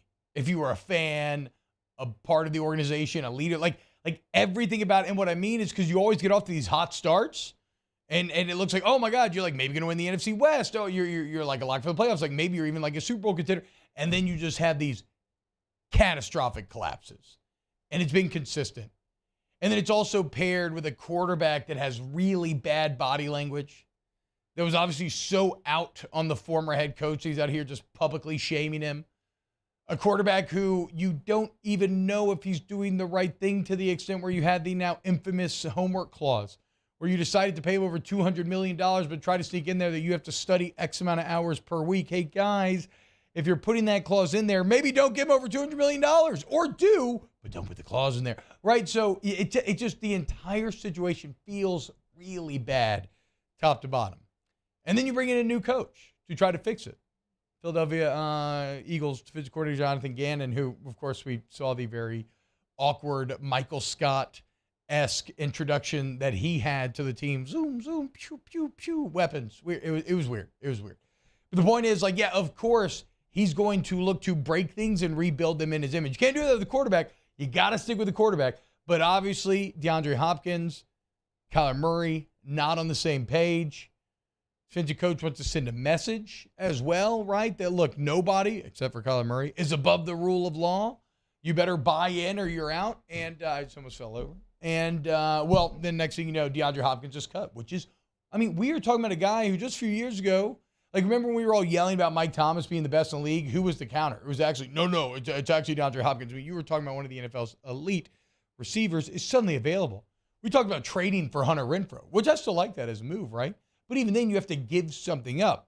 You just have to woo DeAndre Hopkins and pay that man. Now, despite that, I don't even think that the Saints would have really entered my brain in terms of potential landing spots, simply because they seem pretty set at receiver and because I don't exactly know where the DeAndre Hopkins attraction to New Orleans would be. And not much of that has changed, except that there's a lot of talking heads. And Jeremy Fowler of ESPN was one of the lead voices here, but it's not just him. I saw this on a few different lists where they were looking at best fits for DeAndre Hopkins, and the Saints are firmly in that number. Like, from the Fowler piece alone, like he mentioned, Bills, Chiefs, Jets, Cowboys, Saints as potential best fits. Let's dive. Okay, now I'm distracted, but I do want to dive in, and I don't mean I'm distracted in a bad way. You shook your head when I said Cowboys, Taylor. Why? What's going on? I love DeAndre Hopkins. I would love to have him. I'm not necessarily sure he's a great fit in Dallas. I mean, you got kind of your deep threat in CeeDee Lamb. Yep. You just signed Brandon Cooks. He's going to be that slot guy, that guy across the middle. When Gallup's healthy, he's a good downfield vertical threat anyways. I mean, I just feel like as a Cowboys fan, if Dallas loses a game this year, I'm not going to be like, well, man, if we had DeAndre Hopkins, we would have won that game. Like, I think it would be a good I think it'd be a good addition. I don't know that he's like a must-get great fit. That's my only thing. That's a good point. I mean, I guess it's not too dissimilar with the Saints, though, right? I mean, you really like you have Michael Thomas back, which you think if he's healthy that he'll be your lead dog. You have Chris Olave, who looks like he's ready to flourish, and he's out here making uber contested catches in OTA, something that he was not good at last year. Shahid's pretty solid. Maybe throwing a rim for something. So, like, I kind of feel you. And then, so here's the point, though. Let's explore the question. Why would DeAndre Hopkins want to go to New Orleans? Because if you look at the other options, and you would guess that maybe after this most recent contract and everything, that DeAndre Hopkins would want to win over everything else, though there's been some talk that he actually wants a good contract more than anything else. But, like, if he wants to go ring chasing, every one of the other teams that we named are a better fit, right?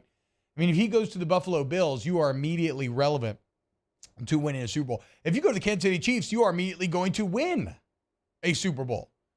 The Jets, okay, that's fair. I don't know that I would say the Jets are better positioned, but it's really hard with Aaron Rodgers and a rejuvenated Aaron Rodgers to not feel like that Jets franchise is about to take off. And especially if you give that man a weapon like DeAndre Hopkins, well, that makes you, like, it's funny, Taylor, because I could, even though you didn't say this, I would say that part of your Cowboy reticence comes from you don't fully believe in Dak, right? When you have a quarterback, and maybe that's not true, but I'm just using this as a vault to say that, like, when you do have an excellent quarterback that you do believe in, well, getting a receiver, the value is multiplied, right? Like sending DeAndre Hopkins to Kyler Murray is maybe like a 1x return. Sending him to Aaron Rodgers would be like a 2x return. maybe a 3X. Do you want to defend or how do you feel about the Dak I part? understand what you're saying, and I'm not crazy about Dak. He's a better quarterback than Kyler Murray, but they have some of the same characteristics. They're kind of inconsistent when the game's on the line. Hopkins is a guy who wants the ball. Dak likes to spread it around. He already has a good relationship with CeeDee Lamb. I don't know how the DeAndre Hopkins connection would be, and Hopkins is the big personality, the guy that wants the ball. I kind of feel like there'd be a little bit of clashing there. Kind of like there was with Kyler Murray. That's just my thought on it. Dude, I would love to see how Mike Thomas and DeAndre Hopkins would coexist. Yeah, same thing. In a room with alphas. I think that could potentially be very tough as well. So it's I don't want to get too excited here, but because, again, it depends on what DeAndre Hopkins wants. If he wants to win immediately, as much as I do like this Saints roster this year, and they're going to be frisky, and they're going to be fun, and I think they should win the South, and I think they should make the playoffs, and I think that would be a massive success to prove that you can have created success post-Breeze Payton, right? But despite all of that, there is no doubt that these other teams are objectively better spots just for pure winning. Now, Fowler does also report that DeAndre Hopkins and what he's looking for is a sizable contract, and this is maybe the one great advantage that the Saints would have over these other teams. Is that, again, if he wants to go ring chasing, he's going to have to do it at a discount. The other teams are named, they just don't have the cap room. The Saints, how ironic is this? Despite you all being told for an entire offseason, the Saints, financial management is awful and they have no money, blah, blah. The Saints have $14 million in cap space and can actually offer Hopkins more money than any of these other teams can, especially right here in year one. But here's the question, and Mario, I'll go to you with this. Given that you're a big Saints fan, would you break the bank for DeAndre Hopkins at this point? Would you give him that sizable contract? Yeah, no. I think he's still a solid player. He had 717 yards and 3 touchdowns last year in just 9 games. And actually, I called his first game back from a suspension. It was against the Saints. He had 100-plus yards. So I think he's a solid player. But doing what you're describing, I think, would be really irresponsible from the Saints' point of view, both for this season and going forward, just in terms of the payroll and how you want to, divide what you pay your team. So I do not think that would be a good move. So I am going to take a bit of a cheap out here, and I'm going to say that I trust the financial wizardry of Mickey Loomis and Kai Harley. Kai Harley especially in that, right? He does the heavy lifting. He should get more love. And so if you commit a big number to Hopkins, I think it's going to look scary on paper. But like the same way that, again, it looks scary on paper this offseason, and now you have $14 million in cap space with which to play, like I do believe them capable of threading that needle because I've seen them thread it time and time again. So then it's a question of, do I think it's a fit? And I think you're all in on Derek Carr. I think and Dennis Allen needs to win. And so I believe if you're all in on a quarterback, any resource that you provide that quarterback with will be a benefit. And although there could be some potential clashing between a Mike Thomas or DeAndre Hopkins, there could also be a potential spark, right? Iron sharpens iron, all that. Suddenly another alpha enters the room and the two alphas push each other to try to see who's going to be the best. So I would. I would do it. And again, that's a cheap out because I'm really ignoring all the financial implications, just saying that the Saints can make it work in a way in which it will be palatable. But we'll have to see what DeAndre Hopkins is wanting. Does he want that money legitimately? Do the Saints even want to pay that money? Or does he want a ring? And again, the Saints are pretty good, but I don't, they're in the Bills or the Chiefs. And if he goes to the Bills or the Chiefs, he is immediately day one Super Bowl relevant. So we will see. Crazy, though, that this late in the game, you have premier receiver just coming up for grabs. All right, when we get back, more OTB. Keep it locked right here. Off the Bench with Hester and T-Bob. In times of need, get a full list of phone numbers, websites, and other important emergency information on the Demco Stormwatch page at 1045ESPN.com. Bayou Ford has $15,000 off plus 0.9% APR for 60 months on all new 22 Ford F-150 SCA trucks and incredible deals on all remaining 2022 inventory. All with Bayou's 1 million mile warranty. The crew at Bayou Ford is going to do right by you. Hey, what's up, y'all? It's that time again. It's heating up. Your boat's getting ready to come out and spend all summer on the water. It's time to take your boat to the next level with front-to-back boat service, where if you want an incredible custom speaker install, it's going to blow people away in the water, that's there for you. You want an HD sonar where you can see the fish under the water before you cast, beat all your friends, that's there for you at front-to-back boat service. So don't put it off. We got the parts in right now. Get them now before they go back on back order. Front-to-back boat service. When is a taco more than just a taco? When it's Government Taco. Voted best tacos 3 years in a row by 225 Magazine, Government Taco puts the most delicious spin on tacos the capital area has ever seen. With creative combinations like the Magna Carrot, the Filibuster, or the Steak of the Union. Plus perfect tortilla chips paired with the best salsa and queso you've ever had. And happy hour every day from 3 to 6 p.m. and all day on Thursday. Government Taco, 5621 Government Street. Hello, Samantha, dear, I hope you're feeling fine. And it won't be long until I'm with you all the time. But until then, I spend my money up right down on my last dime. Call in Baton Rouge.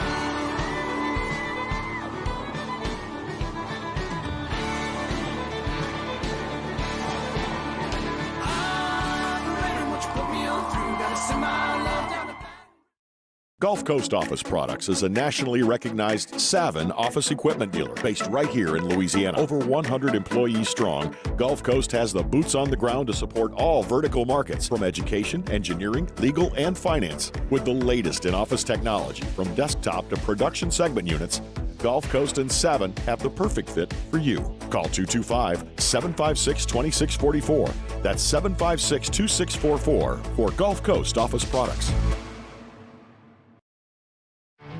There it is, the extra mile, on the border of expected and extraordinary, for those willing to go further, like vans customized for work or play, with safety and tech to keep you connected, supported by a 5-star sales, service, and finance team, and backed by the 1-star you know. So go the extra mile.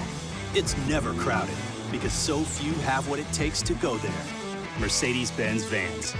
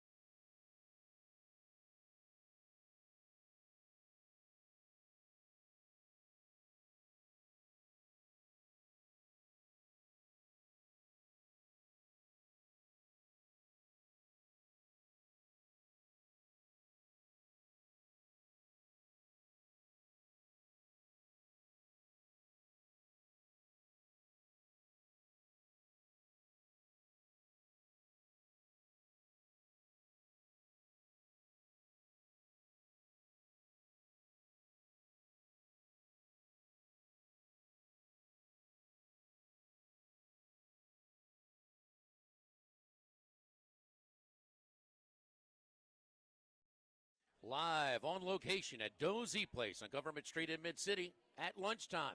It's live at lunch, 11 a.m. to 1 p.m. Live at lunch, hot and handy on 104.5 ESPN Baton Rouge.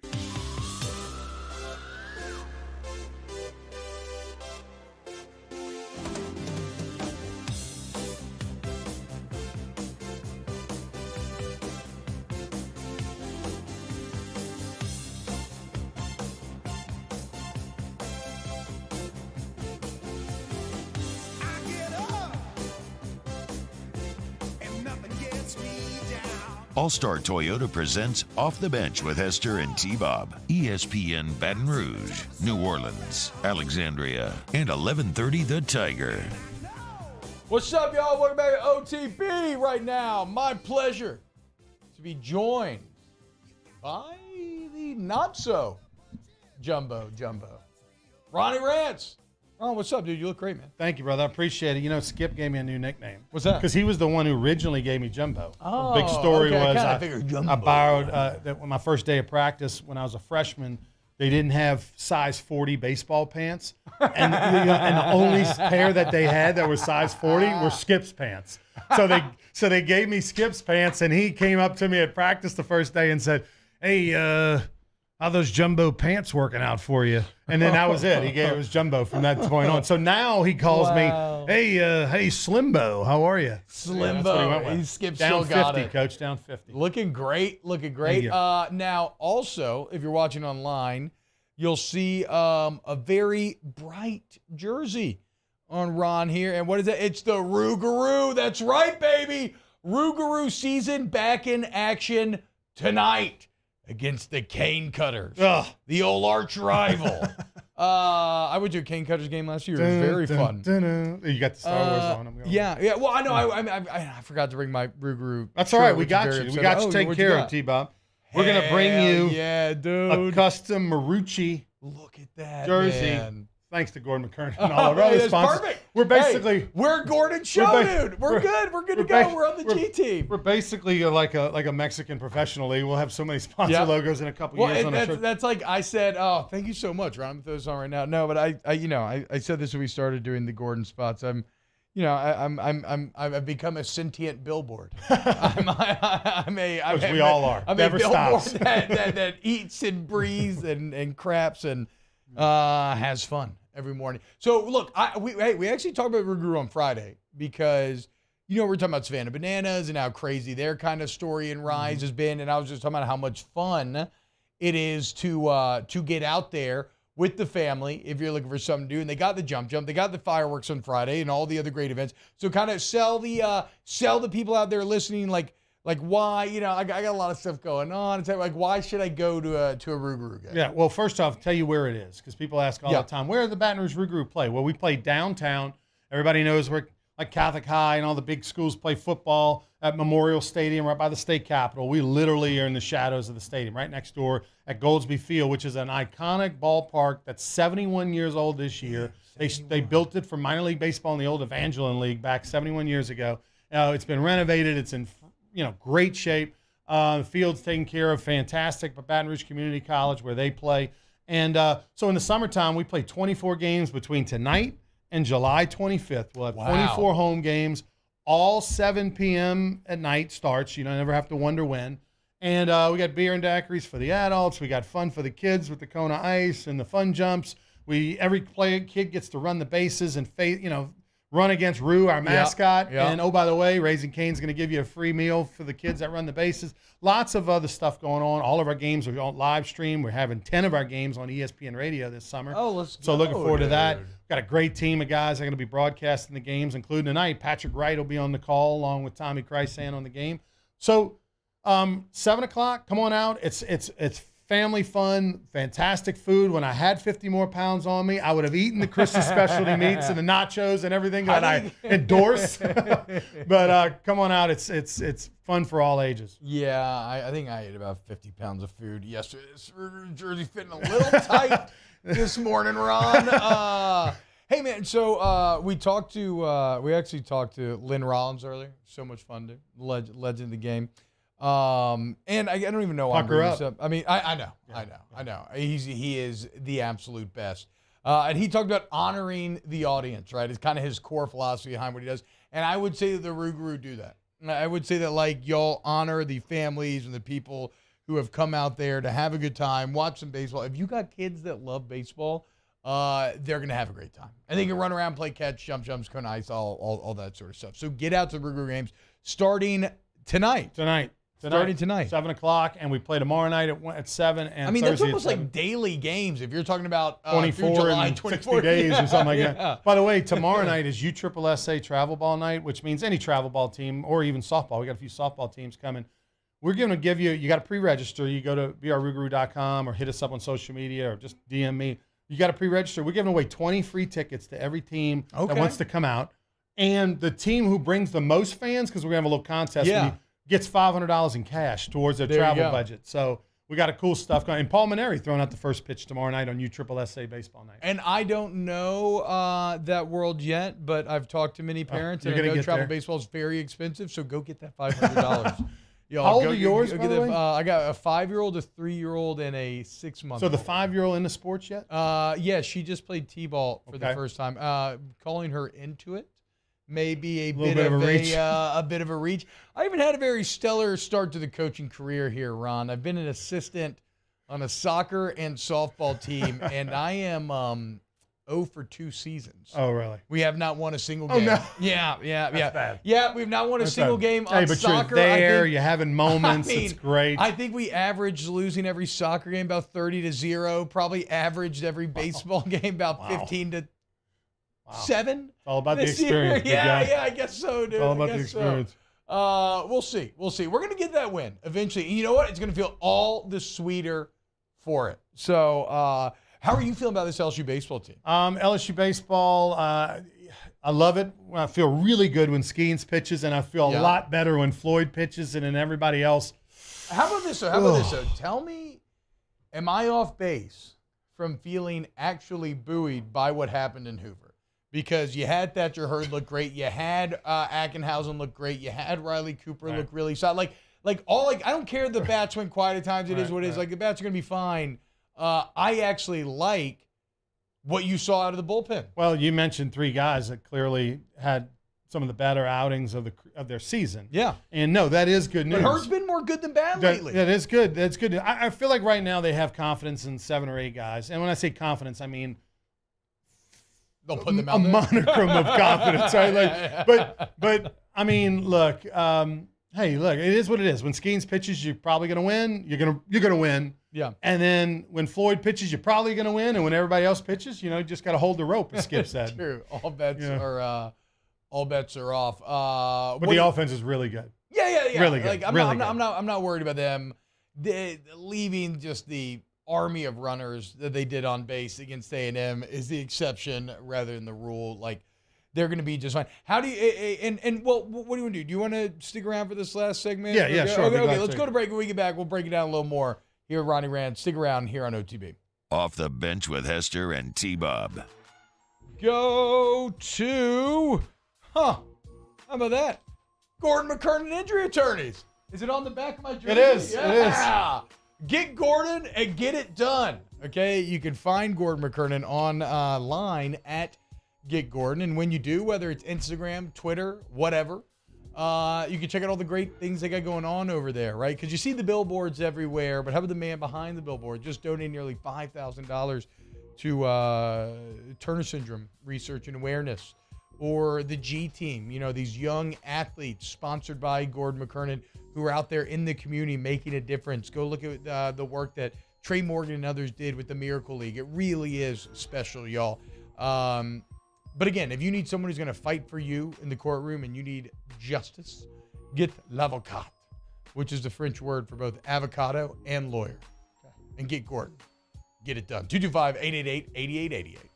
Our listeners fire off their opinions on the jimsfirearms.net hotline at 499-1045. Keep listening for your next chance to shoot us your thoughts with the jimsfirearms.net hotline on 1045 ESPN Baton Rouge. Bayou Chrysler Dodge Jeep Ram has $20,000 off new 22 Ram 1500 SCA trucks and incredible deals on all remaining 2022 inventory, all with Bayou's 1 million mile warranty. The crew at Bayou Automotive is going to do right by you. The world's leaders in obesity research, obesity medicine, and obesity science are right here. We're doing something that no one's ever done, or trying to answer a question that no one's ever asked before. Pennington is a real jewel when it comes to research. We are finding the solutions to the world's worst chronic disease, which is obesity. Louisiana needs Pennington Biomedical. All right, let's say ah. Where'd my spotlight go? Super weird, but we can take care of it. Get in and get better at Patient Plus. There it is, the extra mile. on the border of expected and extraordinary for those willing to go further, like vans customized for work or play, with safety and tech to keep you connected. Supported by a 5-star sales, service, and finance team, and backed by the 1-star you know. So go the extra mile. It's never crowded, because so few have what it takes to go there. Mercedes-Benz Vans. Gulf Coast Office Products is a nationally recognized Savin office equipment dealer based right here in Louisiana. Over 100 employees strong, Gulf Coast has the boots on the ground to support all vertical markets from education, engineering, legal, and finance. With the latest in office technology from desktop to production segment units, Gulf Coast and Savin have the perfect fit for you. Call 225-756-2644. That's 756-2644 for Gulf Coast Office Products.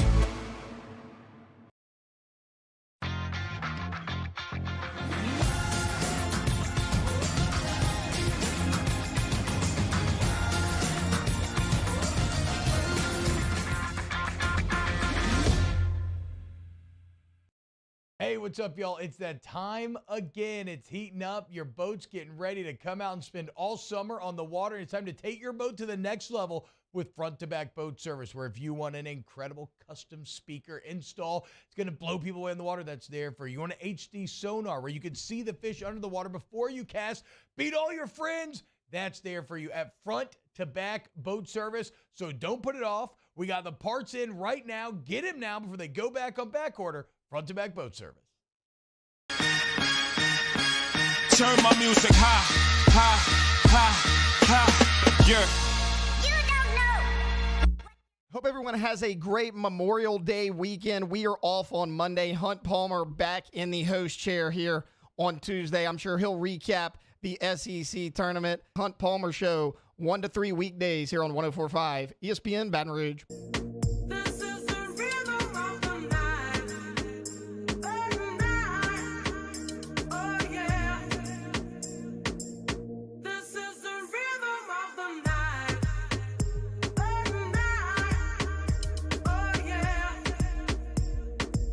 All-Star Toyota presents Off the Bench with Hester and T-Bob. ESPN Baton Rouge, New Orleans, Alexandria, and 1130 The Tiger. Ooh, looking good in our Rougarou jersey. I mean, sick jerseys for real, dude. Like, if you just love Baton Rouge and you just want to rep, can you buy these? Yeah, you can get them online. brrougarou.com. brrougarou.com. Yeah, I know your boy who's probably hurting today, Portnoy, after what happened with the Celtics. He's always repping the Rougarou gear. Ron, help me out here. How do you pitch the regional? How do you plan it out? You got Tulane on Friday, and then obviously if you win that, you'll have the winner of Sam Houston State and Oregon State. Oregon State, one of the better 2 seeds, maybe even the best if you look at just like form. They had an awful start to the season. They've been really hot in it. How do you manage the weekend? Well, I'm not one that thinks you take things for granted, so I wouldn't roll the dice with Thatcher Hurd and go on Friday. I would go Floyd. I'd go Floyd on Friday, Skeens on Saturday. Because you're in such a catbird seat if you get to 2-0 and then you got 2 games in 2 days at home. You could even potentially, depending on how Floyd does on Friday, let's say hypothetically LSU jumps all over Tulane and they got like an 8-run lead through 4 innings or 5 innings, you could take him out and have him available to come back on Monday in a must-win game if necessary. So that's the strategy I grew up on. That's the strategy that Skip implemented. He always threw his guy in game 1, but that was also a 6-team regional where you played Thursday, Sunday. You had that extra day. So he would throw you on Thursday, like a Chad Ogier, for example, might throw on a Thursday, throw 4 or 5 innings, but then be able to come back on Sunday. And you were also just throwing guys a ton more in general. A lot more in general, right. It was a little bit of a different world. But look, Thatcher Hurd has thrown well the last time out, and he threw pretty well against Georgia, but I wouldn't roll the dice. He's been better more often than not lately. Like he's had 1 or 2 gaffes, I would say, within like the last 6 or 7 times we've seen him. Right. But he's been pretty good. I've got a lot more confidence than I did a month ago. Yes. But let's just go with Floyd, get the win. I agree with that. And move on. That makes that seems to is layman question here. Is the 10-run rule effect? You know what, Greg? I don't think so, but I don't know that for sure. For a tournament, I wouldn't imagine that it would be. That would feel a little weird to have that in the tournament, but we'll get an answer there. Any concern over the bats, right? Because if you look at Hoover, that's probably the most disappointing part is actually at the plate, just because, you end up, you end up losing 5-4. Like, even against Arkansas, if you don't have that catcher interference, I guess in theory, you never gave up another run after that next hit by, what's his name, ibuprofen or whatever. I think there's no concern with the bats. Obviously, Thompson's cooling off. His average is around 250. But no, I think they got a great lineup. A lot of depth on the bench, too. Travinsky, wow. Yeah, bro, how about that? Great stash, too, on Travinsky. It's a true daddy stash. A little creepy, but you're into that. He looks manly. There. I think. Oh, you're calling me creepy. No, I'm saying you're into that look. You know what I mean? Absolutely, dude. Absolutely. See, I don't think Travinsky looks creepy. I think he looks authoritative. I think if you get into thinner, dirtier mustaches, that's where the creep factor starts to that's probably crank up a little bit. Good analysis. So what do you think, Ron? Do you think they make it to the regional this weekend? I've not watched a ton of Oregon State. I'm gonna do my Oregon State research throughout the week. No, they're gonna make it through the regional. There we go, dude. I hope they team up with Western. Supers, if they play Kentucky in the Supers, boy, that's going to be interesting. That'd be great. They run a lot. They bunt a lot. That could be a weird weekend. Go see the Baton Rouge Rougarou tonight and for the rest of the summer. It's a great way to spend time with family. Ron, also thanks for all the work you do. VRRougarou.com. Thank you, man. Hall of Fame. We'll be back. Hour number 3 of OTB next. Off the Bench with Hester and T-Bob. Go to Accutemp of Baton Rouge, AccutempBR.com. For all your AC, heat, and electrical needs, you want to go to Accutemp of Baton Rouge. I love Accutemp. Go look at the online reviews. We've talked a lot about kind of mission statements today, like Lynn told us, honor the audience. Well, at Accutemp, they say service to the highest degree. And it's not just lip service, man. They walk that walk. Like, go look at the online reviews. If you're like, I can't trust you, T. You're paid to say these things. Okay, that's fair.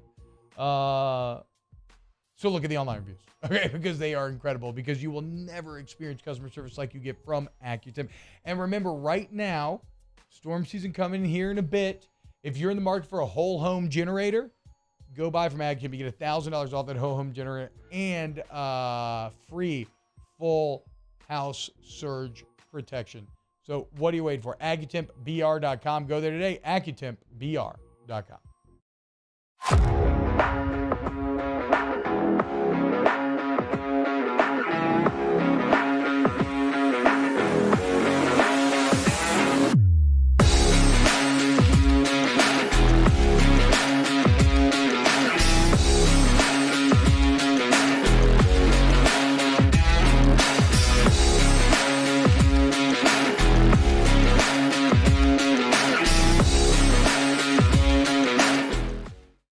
Gulf Coast Office Products is a nationally recognized Savin office equipment dealer based right here in Louisiana. Over 100 employees strong, Gulf Coast has the boots on the ground to support all vertical markets, from education, engineering, legal, and finance. With the latest in office technology, from desktop to production segment units, Gulf Coast and Savin have the perfect fit for you. Call 225-756-2644. That's 756-2644 for Gulf Coast Office Products. There it is, the extra mile, on the border of expected and extraordinary, for those willing to go further, like vans customized for work or play, with safety and tech to keep you connected, supported by a 5-star sales, service, and finance team, and backed by the 1-star you know. So go the extra mile. It's never crowded, because so few have what it takes to go there. Mercedes-Benz Vans. Hey, what's up, y'all? It's that time again. It's heating up. Your boat's getting ready to come out and spend all summer on the water. It's time to take your boat to the next level with front-to-back boat service, where if you want an incredible custom speaker install, it's going to blow people away in the water, that's there for you. You want an HD sonar where you can see the fish under the water before you cast, beat all your friends, that's there for you at front-to-back boat service. So don't put it off. We got the parts in right now. Get them now before they go back on back order. Front-to-back boat service. I've been doing business with Luba for 25 years. They're dependable, trustworthy. It's just the attention to detail with our clients. Our folks have years and years of experience. They're highly trained professionals, but many companies have that asset. What I'd like to think makes Luba a bit different is that we use those talents in a way that truly is dedicated to serving the needs of the folks who depend on us. When is a taco more than just a taco? When it's Government Taco. Voted best tacos 3 years in a row by 225 Magazine, Government Taco puts the most delicious spin on tacos the capital area has ever seen. With creative combinations like the Magna Carrot, the Filibuster, or the Steak of the Union. Plus perfect tortilla chips paired with the best salsa and queso you've ever had. And happy hour every day from 3 to 6 p.m. and all day on Thursday. Government Taco, 5621 Government Street.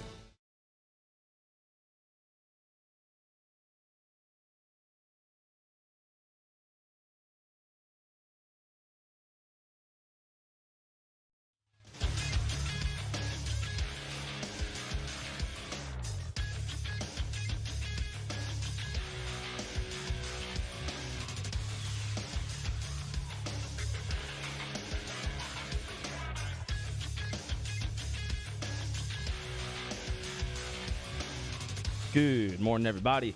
It is 9 a.m. on Tuesday, May 30th. Today in Baton Rouge, expect cloudy skies with a high of 89. Coming up on OTBOT, we talk Saints with Nick Underhill of New Orleans.football. Coming up next, you can follow today's show on Twitter, Instagram, and TikTok at OTB_ESPN, or catch us on YouTube at the 1045 ESPN channel and subscribe for daily content. OTBOT, live from the Mercedes-Benz of Baton Rouge studio, starts now. Let we go! All-Star Toyota presents Off the Bench with Jacob Hester and T-Bob Hebert. Yeah. Off the Bench with Hester and T-Bob. Hey, P, they said I got to come off the bench. All-Star Toyota presents Off the Bench with Hester and T-Bob. Yo. Weekly New Orleans Saints updates with Nick Underhill on OTB are brought to you by former LSU Tiger and attorney Chris Perrette.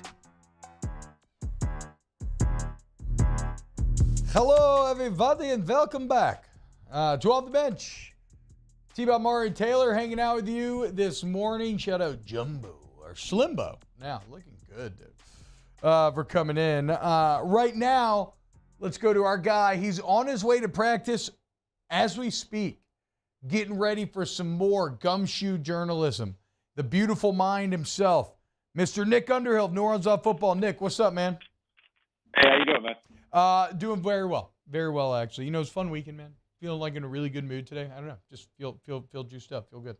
I hope you feel the same. New Orleans.football is a site, y'all, and you got to sign up, okay?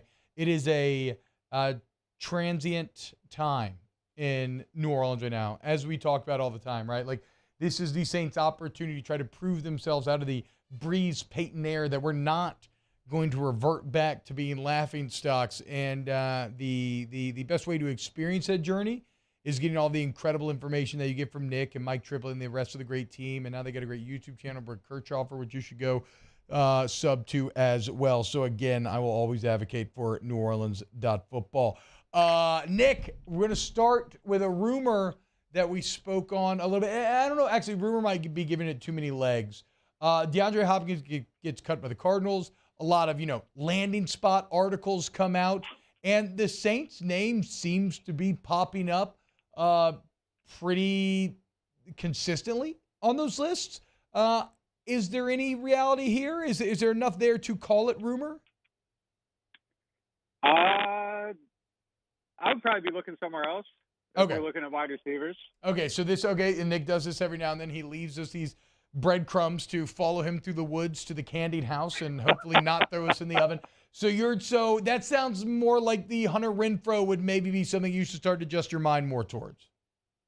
That's the one that I've been hearing more often. Now, look, that doesn't mean that the Hopkins thing couldn't happen or that the Renfrow thing will happen. I'm just saying, the places that I have my ears, I've heard Hunter Renfrow a lot more than I've heard Dustin or DeAndre Hopkins. So I would guess if I had to put my money on one, I'd probably put my money on Renfrow if I had to place a bet. Like, I think it's probably more possible that nothing happens than either one of these. But they have maintained interest in him. I think he's maintained interest in them. And if something makes sense, I think it could definitely happen. I thought it was going to happen during the draft. Like, to be totally honest, I thought that was something that could have possibly occurred then. That was probably the hottest I heard the rumors. Since then, I would say it's cooled down a little bit. It hasn't gone away. So if something makes sense, June 1st is the date. That's when the Raiders can trade him and split up his dead money hit, and that would be June 2nd would be the day that something like this would probably happen. So if it's going to happen, I think it was probably going to happen somewhat quick, probably early June. And I think it would make a lot of sense. I think he would fit. He has a lot of chemistry with Carr. I mean, I still don't know that they checked the contested catch box, but I mean, he's definitely not a guy that helps with that either, but he's someone that knows how to get open in short areas of the field. And I think they can definitely make use of that. So, if they could get him, I would go do it. If you could get Hopkins, I'd get Hopkins first. Obviously, I think he's a way better player, but he has his choice of spots, and I don't know. He put something on his Instagram yesterday, a video of the Patriots, so maybe that's a tell there. Well, I don't know. We'll see. Maybe he's just messing with people, but yeah, I definitely think Renfro's way more possible. Okay, Nick, here's what I want to do. Mario, can you hang up and call Nick back? Because we could hear you there. This is some weird popping or clicking, so in an effort to try to maximize the quality, because I love talking to you so much, we're going to just do a quick little recall here.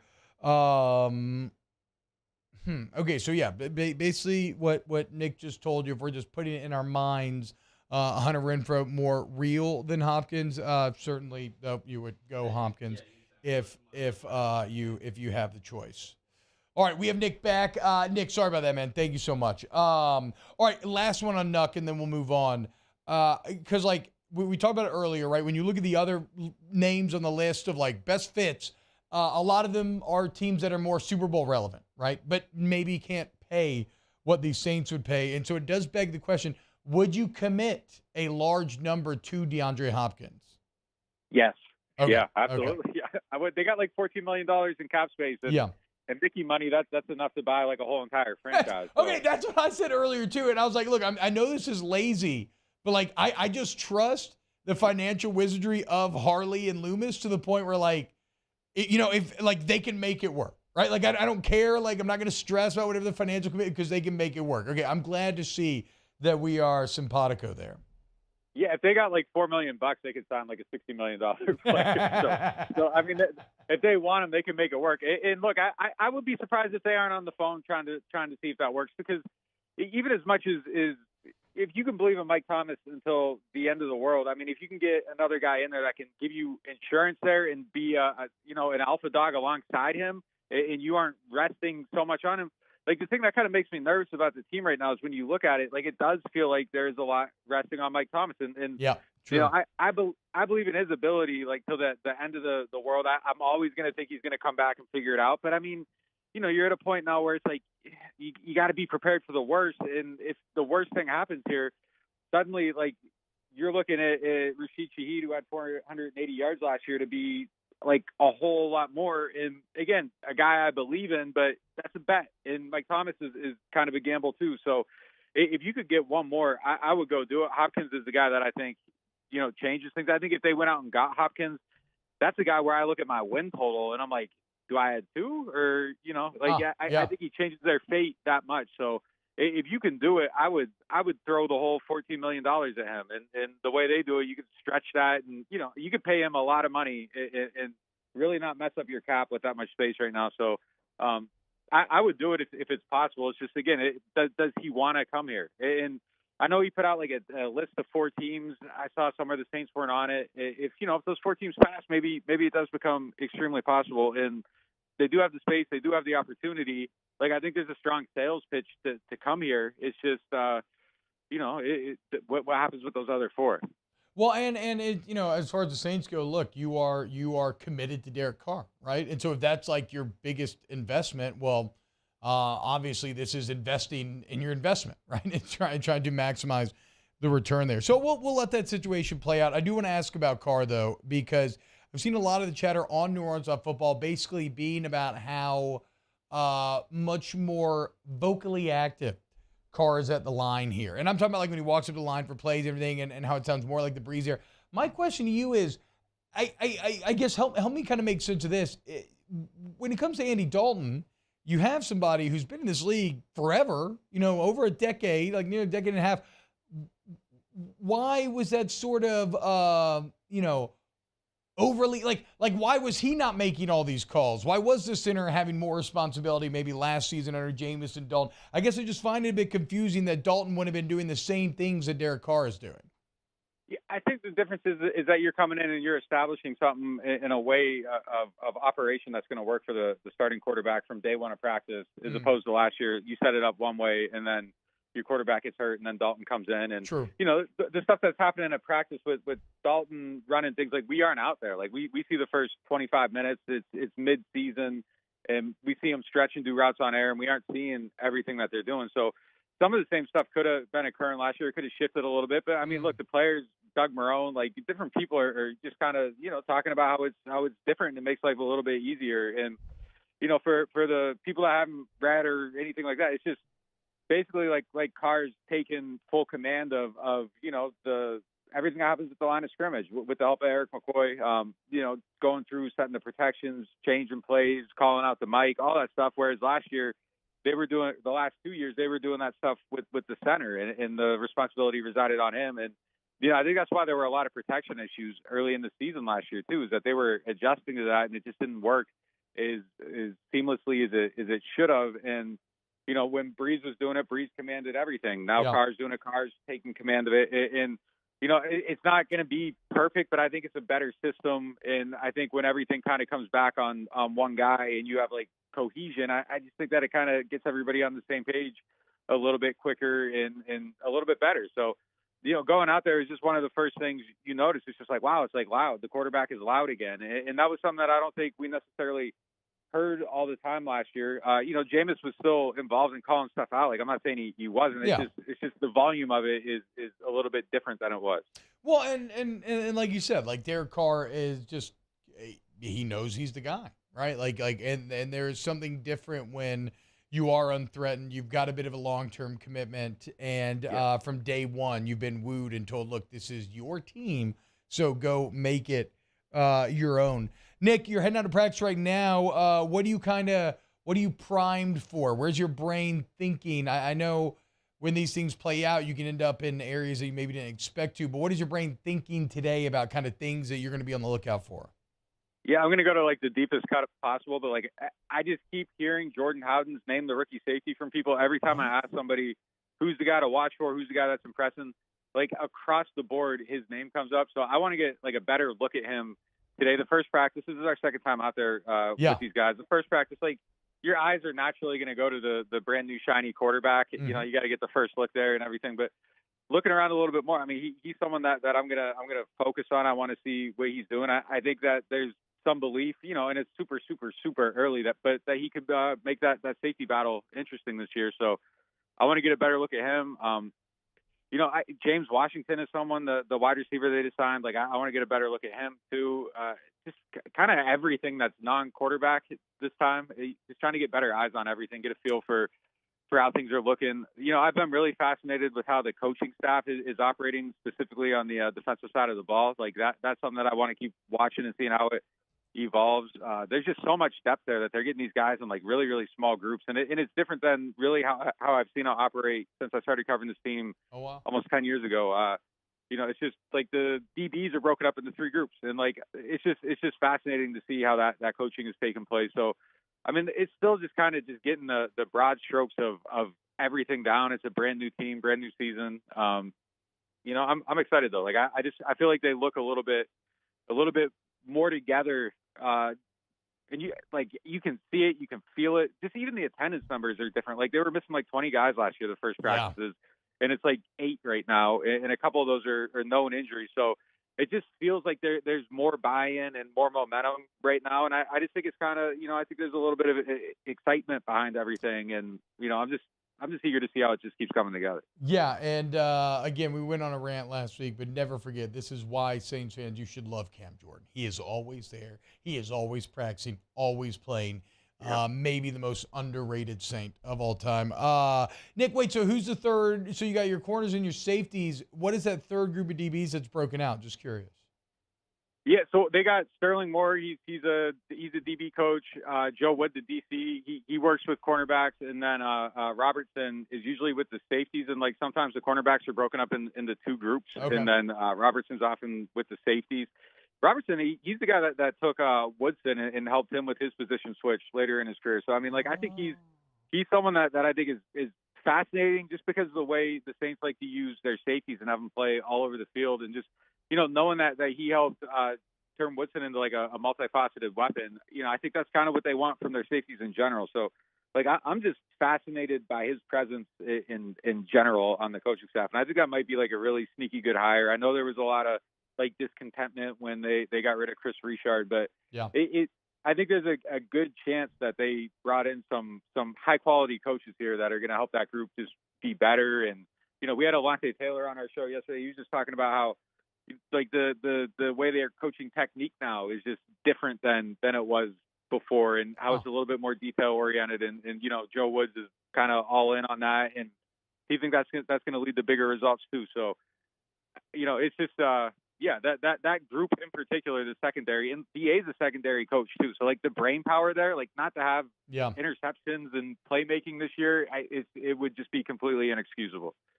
Talking Nick Underhill, New Orleans football, Nick _Underhill.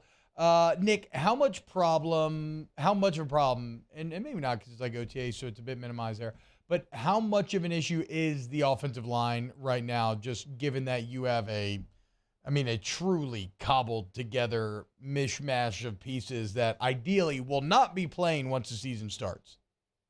Yeah, it's a concern. Yeah, I mean, they're missing multiple starters. The draft pick has Nick Saldiveri has a calf injury. I think I think it's probably not even overstating things to say that like Trevor Penning's one of those pressure points on the whole entire roster. You know, if he plays well, I think they play well. If he doesn't play well, I think they're gonna have issues. Cesar Ruiz, like, look, he had a solid season last year, but like it's not to the point where I'm buying stock on him. Like I'm watching it and hoping that it keeps going the same way, but I'm not convinced by any means. Andrews Pete wasn't out there. I don't think he was at OTAs last year either, so that might just be his MO. He's not. Bro, he's not you really pay Andrews Pete too much damn money to not be at OTAs. Okay, there are certain people I will forgive. Andrews Pete is not one of them. That's absurd. Yeah, like I go out there, I'm not even looking for 23 and 41. Like it's just known and it's fine. They're going to show up. They're going to be ready. Yeah, he's not a guy. Like he's in the last year, but they redid his contract to make sure they can release him. I don't know if there's a health situation, so if there is, fine. Like, but if not, like you got to be out there. But they are missing guys, and the offensive line I think is a major concern going into the season, and it's something that has to be better and more together than it was. They put way too many resources in it for it to be like a continual question mark. So things got to start coming together for sure. Hey, Nick, we'll let you go in a second. Where can everyone find the Alante Taylor interview y'all had? Yeah, it's on our YouTube page, New Orleans Football. He was awesome. Talked about how he thinks they got like a Super Bowl level team, how he worked this offseason, and things he's doing to get more interceptions. He used to be a quarterback, and he kind of walked us through like the things he would do as a quarterback to attack him and the things he wouldn't do. That was kind of fascinating. So definitely a enlightening conversation. Nick Underhill, New Orleans Football is the site. Like you said, go check out the YouTube. Go subscribe to the site, y'all. It's, literally nowadays, especially like the price of a cup of coffee. And it's just, it's unparalleled in terms of the Saints coverage that you get. Nick, thank you so much, man. Enjoy practice today. Yeah, have a good day. Nick Underhill, the man. All right, laddie. When we get back, God, I'm so annoying for doing those weird little 2-second gimmicky voices. I can't help it though, y'all. Sorry, just so my brain works. I enjoy them. It's all good. Oh, thank you, Mario. Good. I guess I was fishing for some sort of support there, so thank you. You're used to Hester looking at you with great judgment when you do that. that. Yeah, exactly. Yeah. This is now a safe space. Yeah. Okay. Yeah. See, it's a more welcoming foxhole, not a toxically masculine foxhole. All right. When we get back, more OTB. OTB. OT. Go to Riverlands Insurance, 225-206-1517, 225-206-1517. Riverlands are the best, man. That number I gave you, though, that is actually Thomas Email's cell phone number, okay? Thomas and Megan are father-daughter combo that will handle your insurance needs. And you're not going to lift a finger, right? You're going to give them a couple pieces of information. They shop around. They save you hundreds to thousands of dollars. We've had multiple people hit us up in the last few weeks about how they called literally during the read. Thomas answers, and then they save about $3,500. Come on, what would you do with an extra $3,500 every year, right? That's mortgage payment, that's a vacation, that's savings, that's whatever you want it to be. Okay, you make those decisions. The point is they can get you the savings. And Riverlands is from Louisiana, so they understand the idiosyncrasies of this market, right, and how to navigate it. So let them be your guide. Go to Riverlands Insurance, call 225-206-1517. In times of need, get a full list of phone numbers, websites, and other important emergency information on the Demco Stormwatch page at 1045ESPN.com. The importance of doing this fortified program and offering it to people down here is, number one, the only real chance you're going to get to do this is when you put on a new roof or build new. And through companies like HUDCO, who's kind of leading the way in this thing, it's going to offer the customers a huge advantage in the insurance market and the price of their insurance. You know, we're not looking to make a fortune off fortifying. We're trying to give you a better product than our competitor at the moment. I'm trying to do something that he can. I'm trying to give you something better. So a lot of these insurance shops, you're getting a re-roof, you're only paying your deductible. Let's sit down and talk about the fortified and let's see what it does to your insurance premium. You're getting a steal. Yeah. You're getting a brand new roof and a fortified certificate for your deductible, essentially. I think we're rocking and rolling.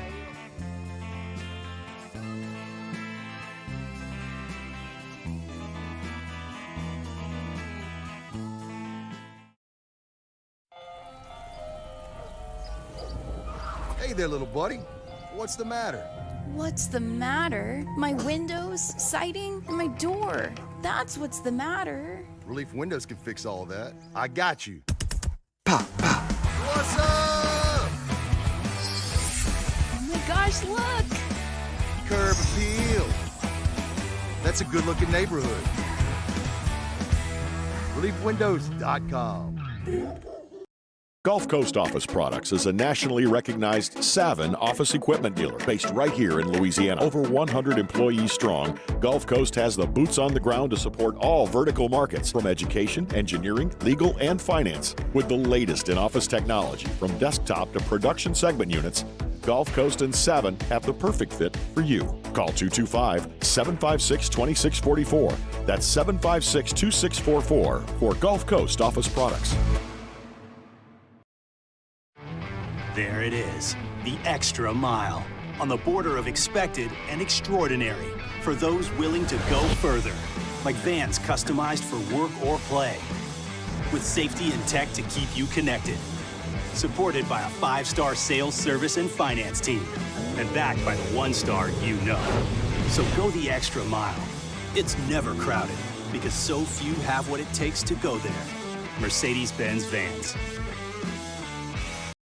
Hey, what's up, y'all? It's that time again. It's heating up. Your boat's getting ready to come out and spend all summer on the water. It's time to take your boat to the next level with front-to-back boat service, where if you want an incredible custom speaker install, it's going to blow people away in the water, that's there for you. You want an HD sonar where you can see the fish under the water before you cast, beat all your friends, that's there for you at front-to-back boat service. So don't put it off. We got the parts in right now. It's Musso from all of us here at AFR. Have a happy, safe Memorial Day. We're off on Monday, but we are back on Tuesday reacting to LSU's draw in the NCAA baseball tournament. Join us then, 3 to 6, 104.5 ESPN Baton Rouge.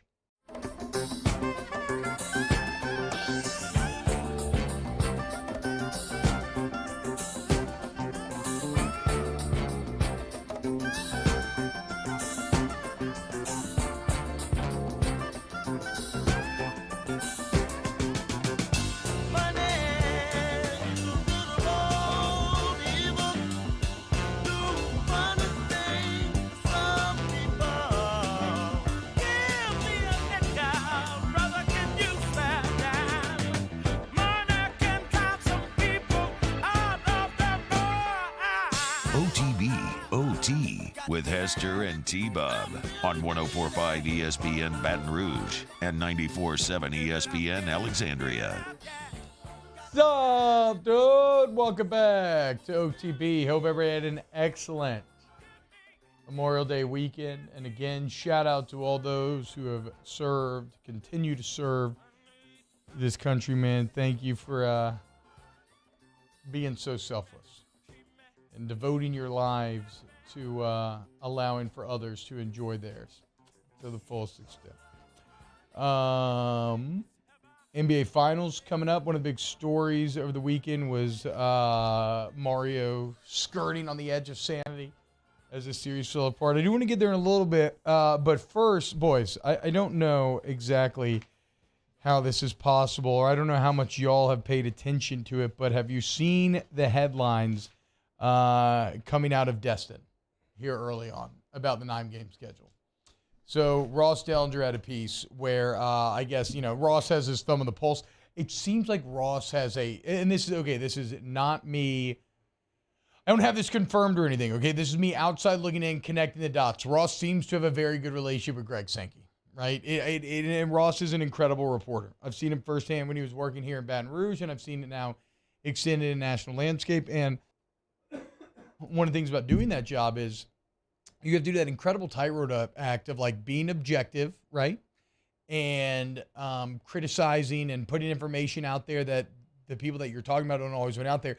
But you also have to manage relationships, and you have to work your way so that these people trust you while knowing they can't trust you, if that makes sense, right? And I feel like Ross does an excellent job of that. And I feel like he has a very good in with the SEC and a lot of what's kind of going on. And so when he writes that there is a lot of movement towards an 8-game SEC schedule, at least for 2024, that the SEC is not actually now looking like it'll move to 9 conference games for 2024, there's a lot to unpack there.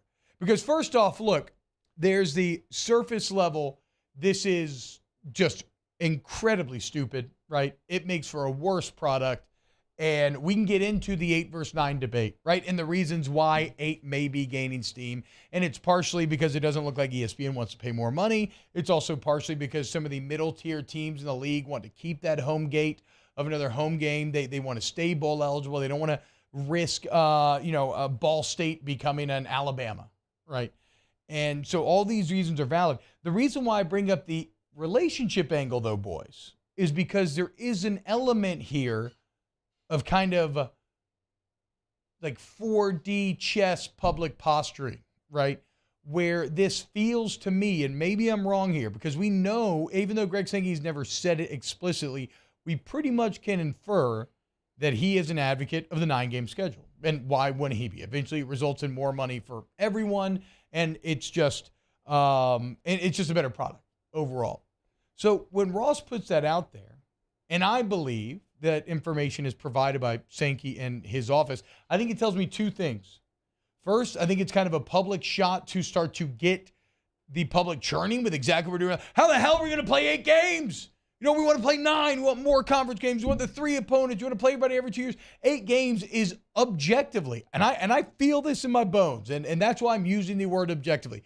9 games is objectively superior as a schedule than 8 conference games. It just is. The Big Ten already plays 9. The Pac-12 already plays 9.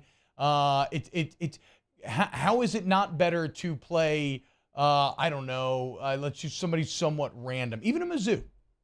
How's it not better to play Mizzou rather than McNeese? And I don't mean that in any sort of disrespectful way. It just is, as a viewer.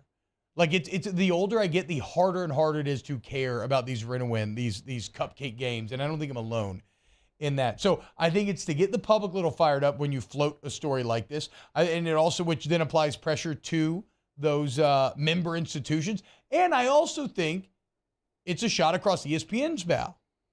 Because as we said in all of this, one of the reasons why the 9-game schedule is losing steam is that the SEC had a contract signed after they signed that new deal with ESPN, which was finally their big payday.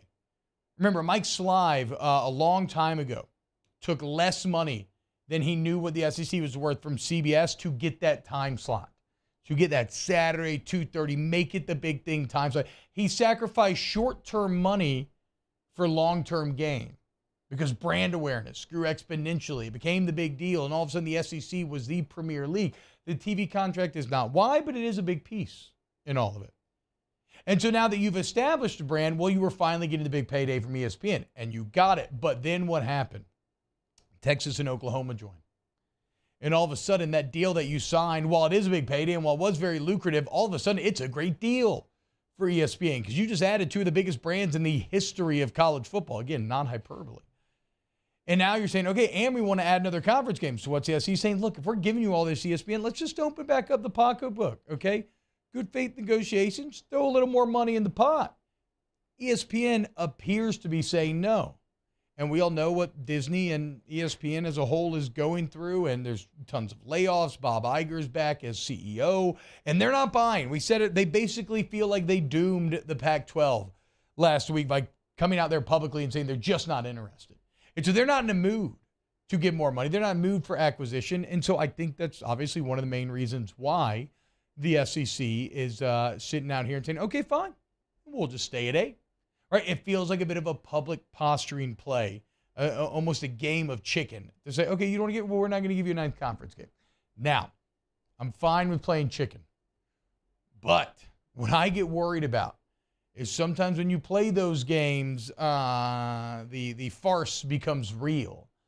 And through just the machinations of the system, something that was a threat, you end up having to follow through on because you've kind of been backed into a corner. And what's crazy is, boys, it doesn't even take a lot to get this passed. It takes a simple majority. It could be an 8-6 vote.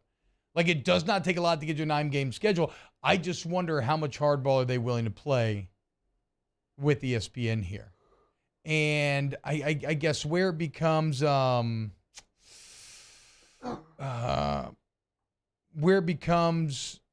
bit frustrating for me is I'm fine with the posturing, but don't follow through on the threat.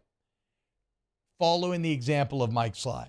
Okay, sacrifice some short-term monetary gain for long-term value. And that's exactly what you will get if you move to a 9-game schedule. The 3 permanent opponents is superior to 1 permanent opponent. In both schedules, you will play everybody every 2 years, so that's going to be excellent with that, no matter which way you go. But then at the end of the day, it's just a better product for the fan. And if it's a better product for the fan, that means more buy-in, that means more eyeballs, means more money, and eventually that money comes back. And ESPN does reopen the pocketbook. Or you gain even more value like you did in the Slive era, and then the next TV contract, you get that huge, even more massive number. Do not play such, do not cut off your nose to spite your face, essentially here. Let's get to 9 games, folks. We'll see, though. It's going to be decided this week in Destin, or it'll be pushed off again because they keep loving to do that, or in 2024 when they're redoing everything else, they won't redo this, which would just be so incredibly stupid.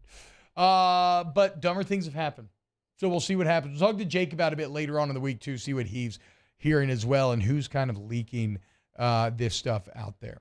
All right, when we get back, I want to talk a little NBA Finals with our guys, especially Mario. I want to pick your brain about this Heat team. I do want to remind you, though, now that we have Miami versus Denver in the NBA Finals, if you want to get involved in the action, a place to go is the DraftKings Sportsbook, okay, official sports betting partner of the NBA. And right now, new customers place a $5 bet during the NBA Finals, and you get $200 in bonus bets instantly. That's right.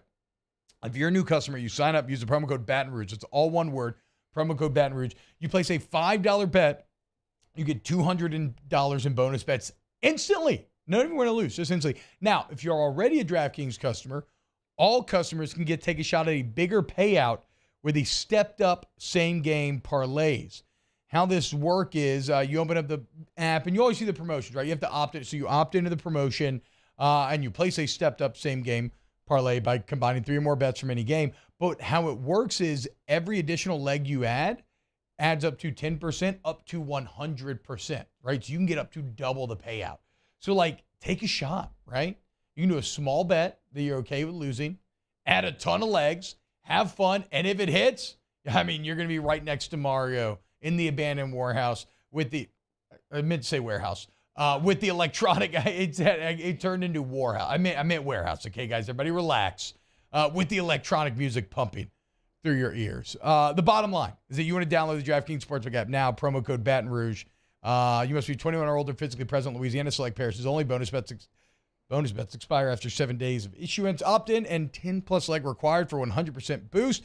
Eligibility, wagering, deposit restrictions apply. Terms at sportsbook.draftkings.com/basketball terms. Licensing partner, Golden Nugget, Lake Charles. Gambling problem, call 1-800-GAMBLER, 1-426-2537. More OTB next. OTB, OT. Our listeners fire off their opinions on the jimsfirearms.net hotline at 499-1045. Keep listening for your next chance to shoot us your thoughts with the jimsfirearms.net hotline on 1045 ESPN Baton Rouge. There it is, the extra mile, on the border of expected and extraordinary, for those willing to go further, like vans customized for work or play, with safety and tech to keep you connected, supported by a 5-star sales, service, and finance team, and backed by the 1-star you know.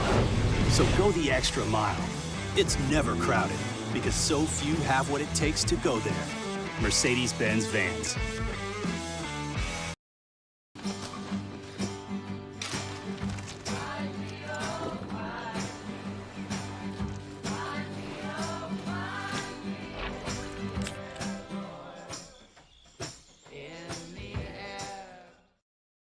Hello, Samantha, dear, I hope you're feeling fine. And it won't be long until I'm with you all the time. But until then, I spend my money up right down to my last dime. Come home, live Baton Rouge.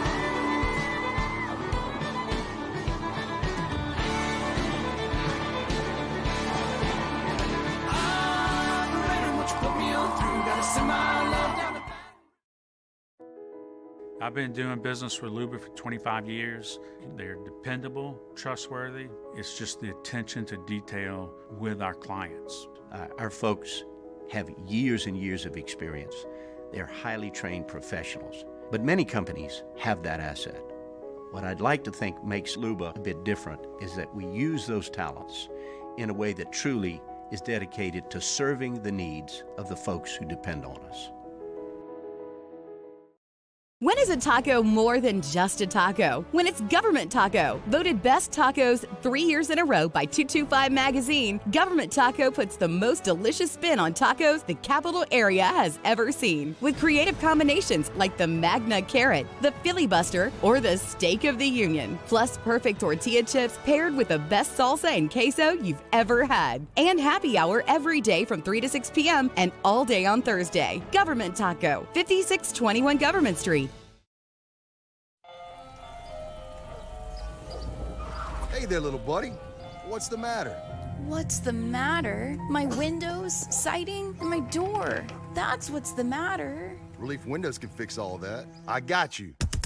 Pop, pop. What's up? Oh my gosh, look! Curb appeal. That's a good-looking neighborhood.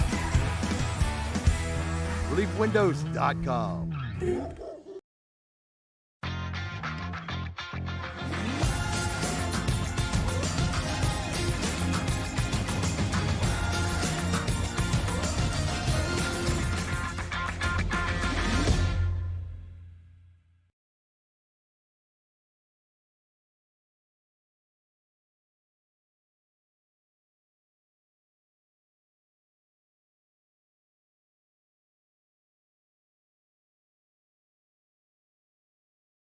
And more. Sign up for a free 2-week trial today at aura.com/Robert.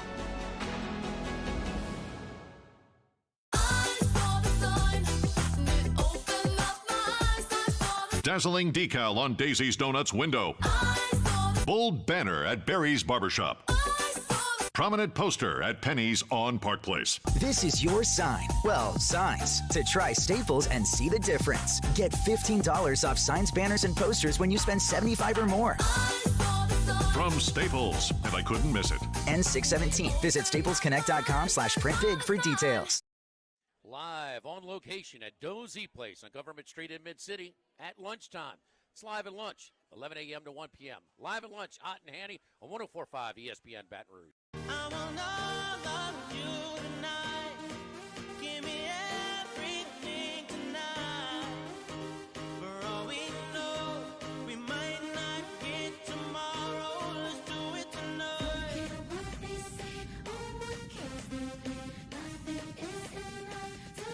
Let's do it tonight.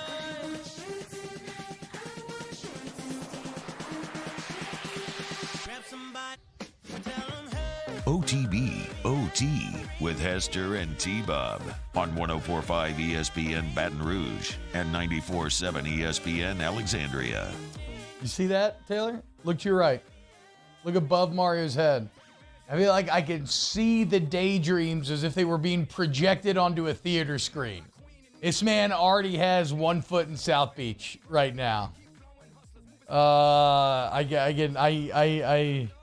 It's a good feeling. I'm jealous of you. Thank you. You should be. Like you said, I have 3/4 of my body in South Beach. Yeah, no, I can tell. I can tell. Absolutely. Which I get completely understandable. I mean, I was stressing hard, man. You talked to me on Saturday in a group text.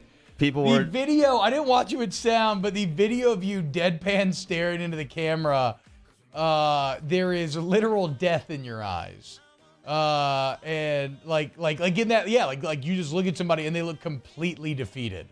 It was sad. Yeah, it was. I feel like all the Heat fans felt like me. It honestly kind of felt like the series was over in that moment. Yeah. But I calmed down before Game 7. The team did too. So isn't that one thing now. that's kind of funny that negated a lot of what the coverage would have been today is there were a million incredible clips of Heat celebrations going awry that we did not get to because, well, in the end, it didn't kind of mean anything, right? But like I saw one at a wedding where they got like Heat flags flying, everybody's going around going crazy, only then realized what happened. And there was a bunch of the opposite as well that I loved watching where the entire bar, or even the stadium shot of the 2 benches, everybody's looking up in the middle of the screen, just waiting to see the replay. Did the ball come off? And then I love that the replay was so clear that everybody immediately knew, right? So whether it was the bar, whether it was the game, as soon as you saw the replay, you were either elated or you were just absolutely heartbroken. What's crazy is I didn't watch the game. I forgot about it.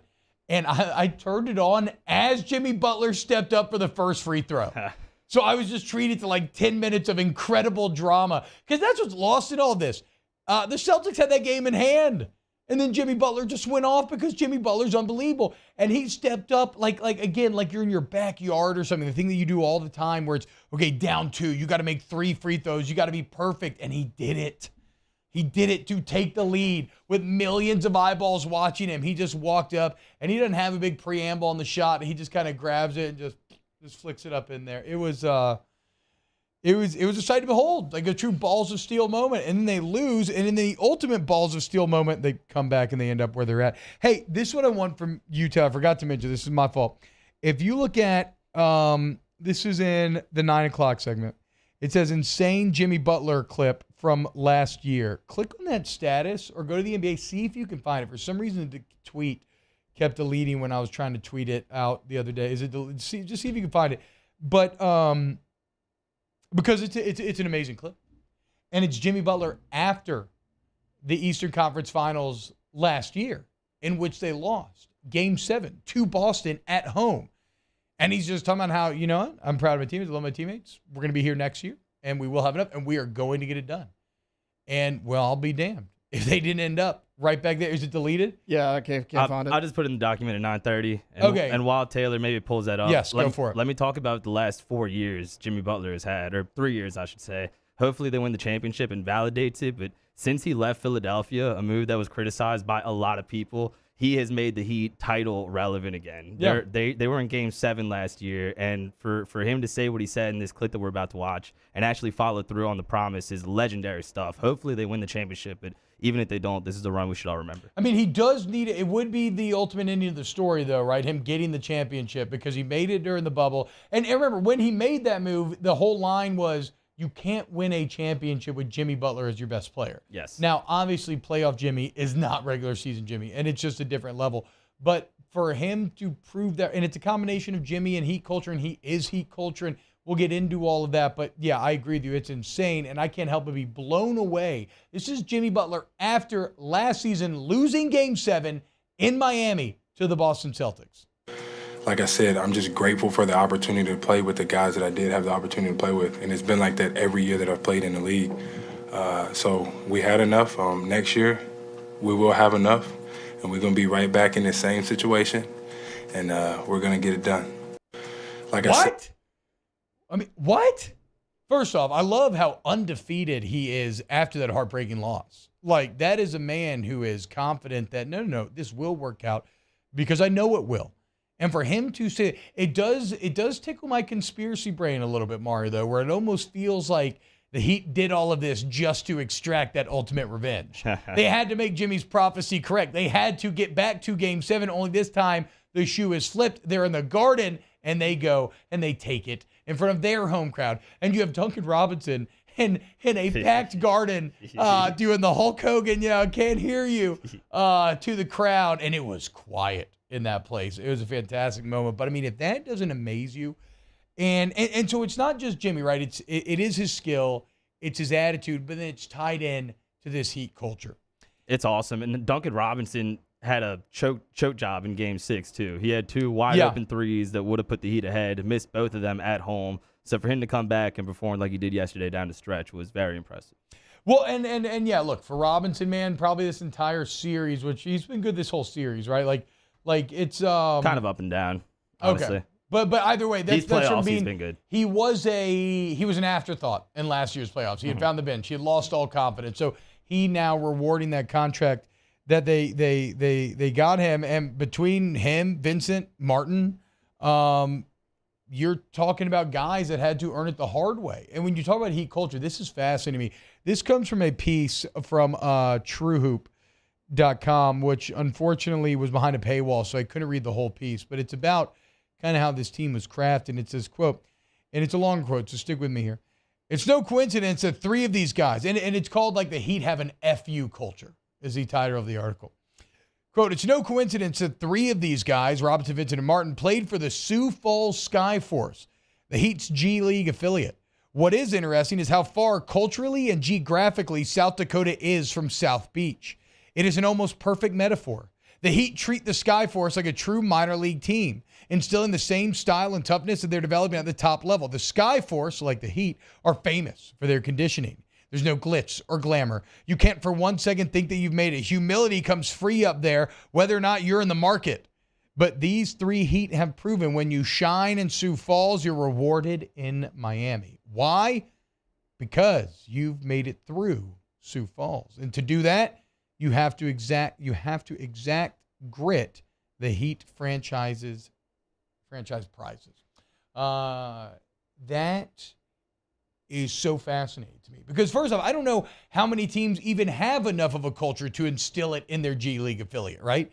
Like this only comes from having a maestro like Pat Riley, like Eric Spoelstra at the top, who've established this way of doing things. But it's almost like somewhere like John Curtis, right? Where in like junior high, you're already playing that style of football that you're going to be playing come high school. It sounds like that's what the Heat are doing. And my favorite part, my absolute favorite part, is South Dakota to South Beach.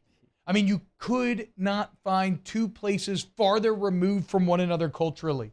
And yet, if you want the glory of heaven, if you want to make it to South Beach and step through those pearly, overdeveloped gates, the only way to do so is to make it through Sioux Falls, Dakota. Well, we were where you're running gassers in like an old sweaty gym that no one cares about. That's how you exact grit. It's fantastic. We were talking during break about this, and we were saying Sioux Falls is perfect because there's nothing to do other than play basketball. Yeah. So you've got that workman's mentality that Miami wants. Like everybody's like, oh, it's so different, Miami and Sioux Falls, but it's kind of a perfect place because all you can do is play basketball up in Sioux Falls. Well, and you might say, but then when they show up to South Beach, right, isn't that like a preacher's daughter situation? Like, will they be going crazy? Like, look, I'm sure they're going to enjoy themselves more, but I don't think that you make it out of Sioux Falls into the Heat unless you have the work ethic, like Taylor's saying, that will be able to navigate. So in a way, it actually helps you avoid the preacher's daughter situation, right? Because anybody can get sucked into South Beach, but if you've already been crafted and forged in the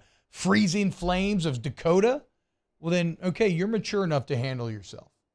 Fascinating stuff. And this isn't even getting into Eric Spoelstra, who, again, what this man has seen over 28 years, going from video coordinator, now coach, weathering LeBron, wanting him fired, managing to win championships with a team that you had to win championships with, and now getting back to the finals multiple times post-LeBron. Eric Spoelstra, take a bow. The amount of stuff that this man has seen and dealt with over that time and in that rise, I can't even imagine. Would you say that Eric Spoelstra is the Ariana Grande of the NBA? Yes. He earned it on his own way, video coordinated his way to the top. uploading YouTube videos. Yes, all the way to the LeBron top. was Victoria Justice in this scenario, trying to push him out. That's a pretty big globe for Victoria Justice. Yeah, I mean, 2 NBA titles after you leave Miami. Chill. So congrats on the Heat, man. I find the entire thing to be fascinating. I also find Patient Plus Urgent Care to be fascinating because their facilities are second to none, man. They're going to blow you away. And so for life's unexpected moments, you're not feeling good, kids not feeling good, it's summer, you got to feel better immediately. You got vacation coming up. That's the worst. Get in and get better with Patient Plus, where you make that digital profile this first time you go in. And so they got locations littered throughout the city, no matter which one you go into. Walk-ins always welcome. You just sign in with a touch of your phone. And again, the best nurses, the best doctors, and they're going to get you. And all the testing, like everything that you need. If you're a business owner, you need occupational medicine, you want Patient Plus. Patient Plus Urgent Care, go to patientplusuc.com. Wrapping up the show next. OTB, OT. In times of need, get a full list of phone numbers, websites, and other important emergency information on the Demco Stormwatch page at 1045ESPN.com.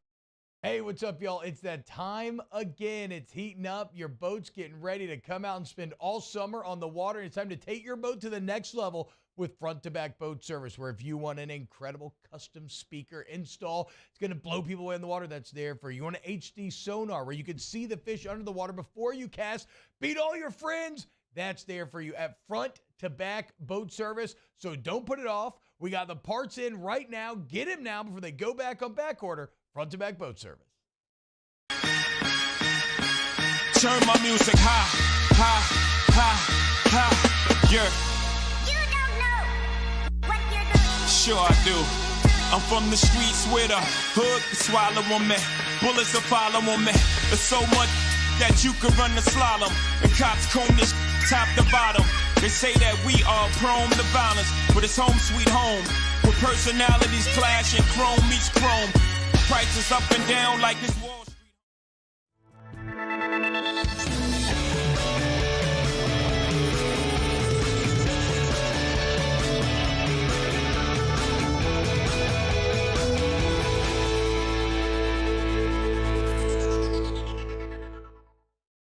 Gulf Coast Office Products is a nationally recognized Savin office equipment dealer based right here in Louisiana. Over 100 employees strong, Gulf Coast has the boots on the ground to support all vertical markets, from education, engineering, legal, and finance. With the latest in office technology, from desktop to production segment units, Gulf Coast and Savin have the perfect fit for you. Call 225-756-2644. That's 756-2644 for Gulf Coast Office Products.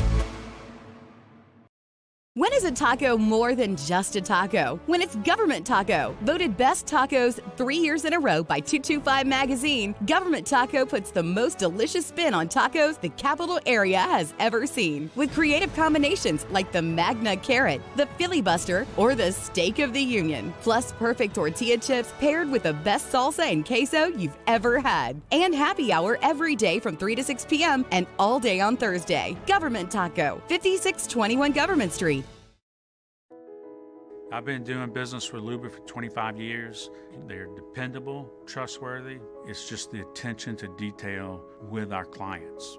Our folks have years and years of experience.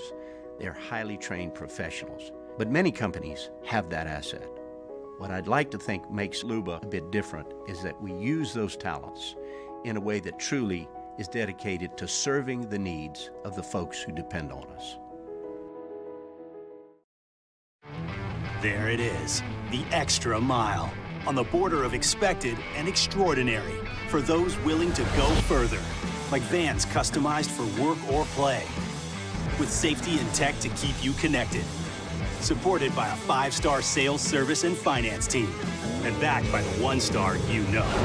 So go the extra mile. It's never crowded, because so few have what it takes to go there. Mercedes-Benz Vans.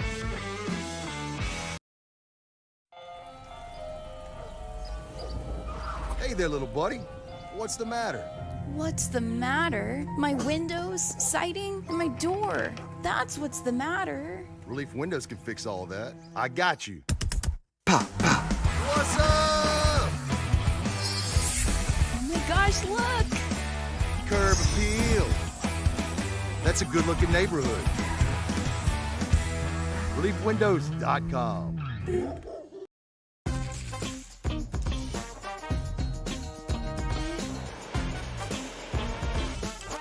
Hope everyone has a great Memorial Day weekend. We are off on Monday. Hunt Palmer back in the host chair here on Tuesday. I'm sure he'll recap the SEC tournament. Hunt Palmer Show, 1 to 3 weekdays here on 104.5 ESPN Baton Rouge.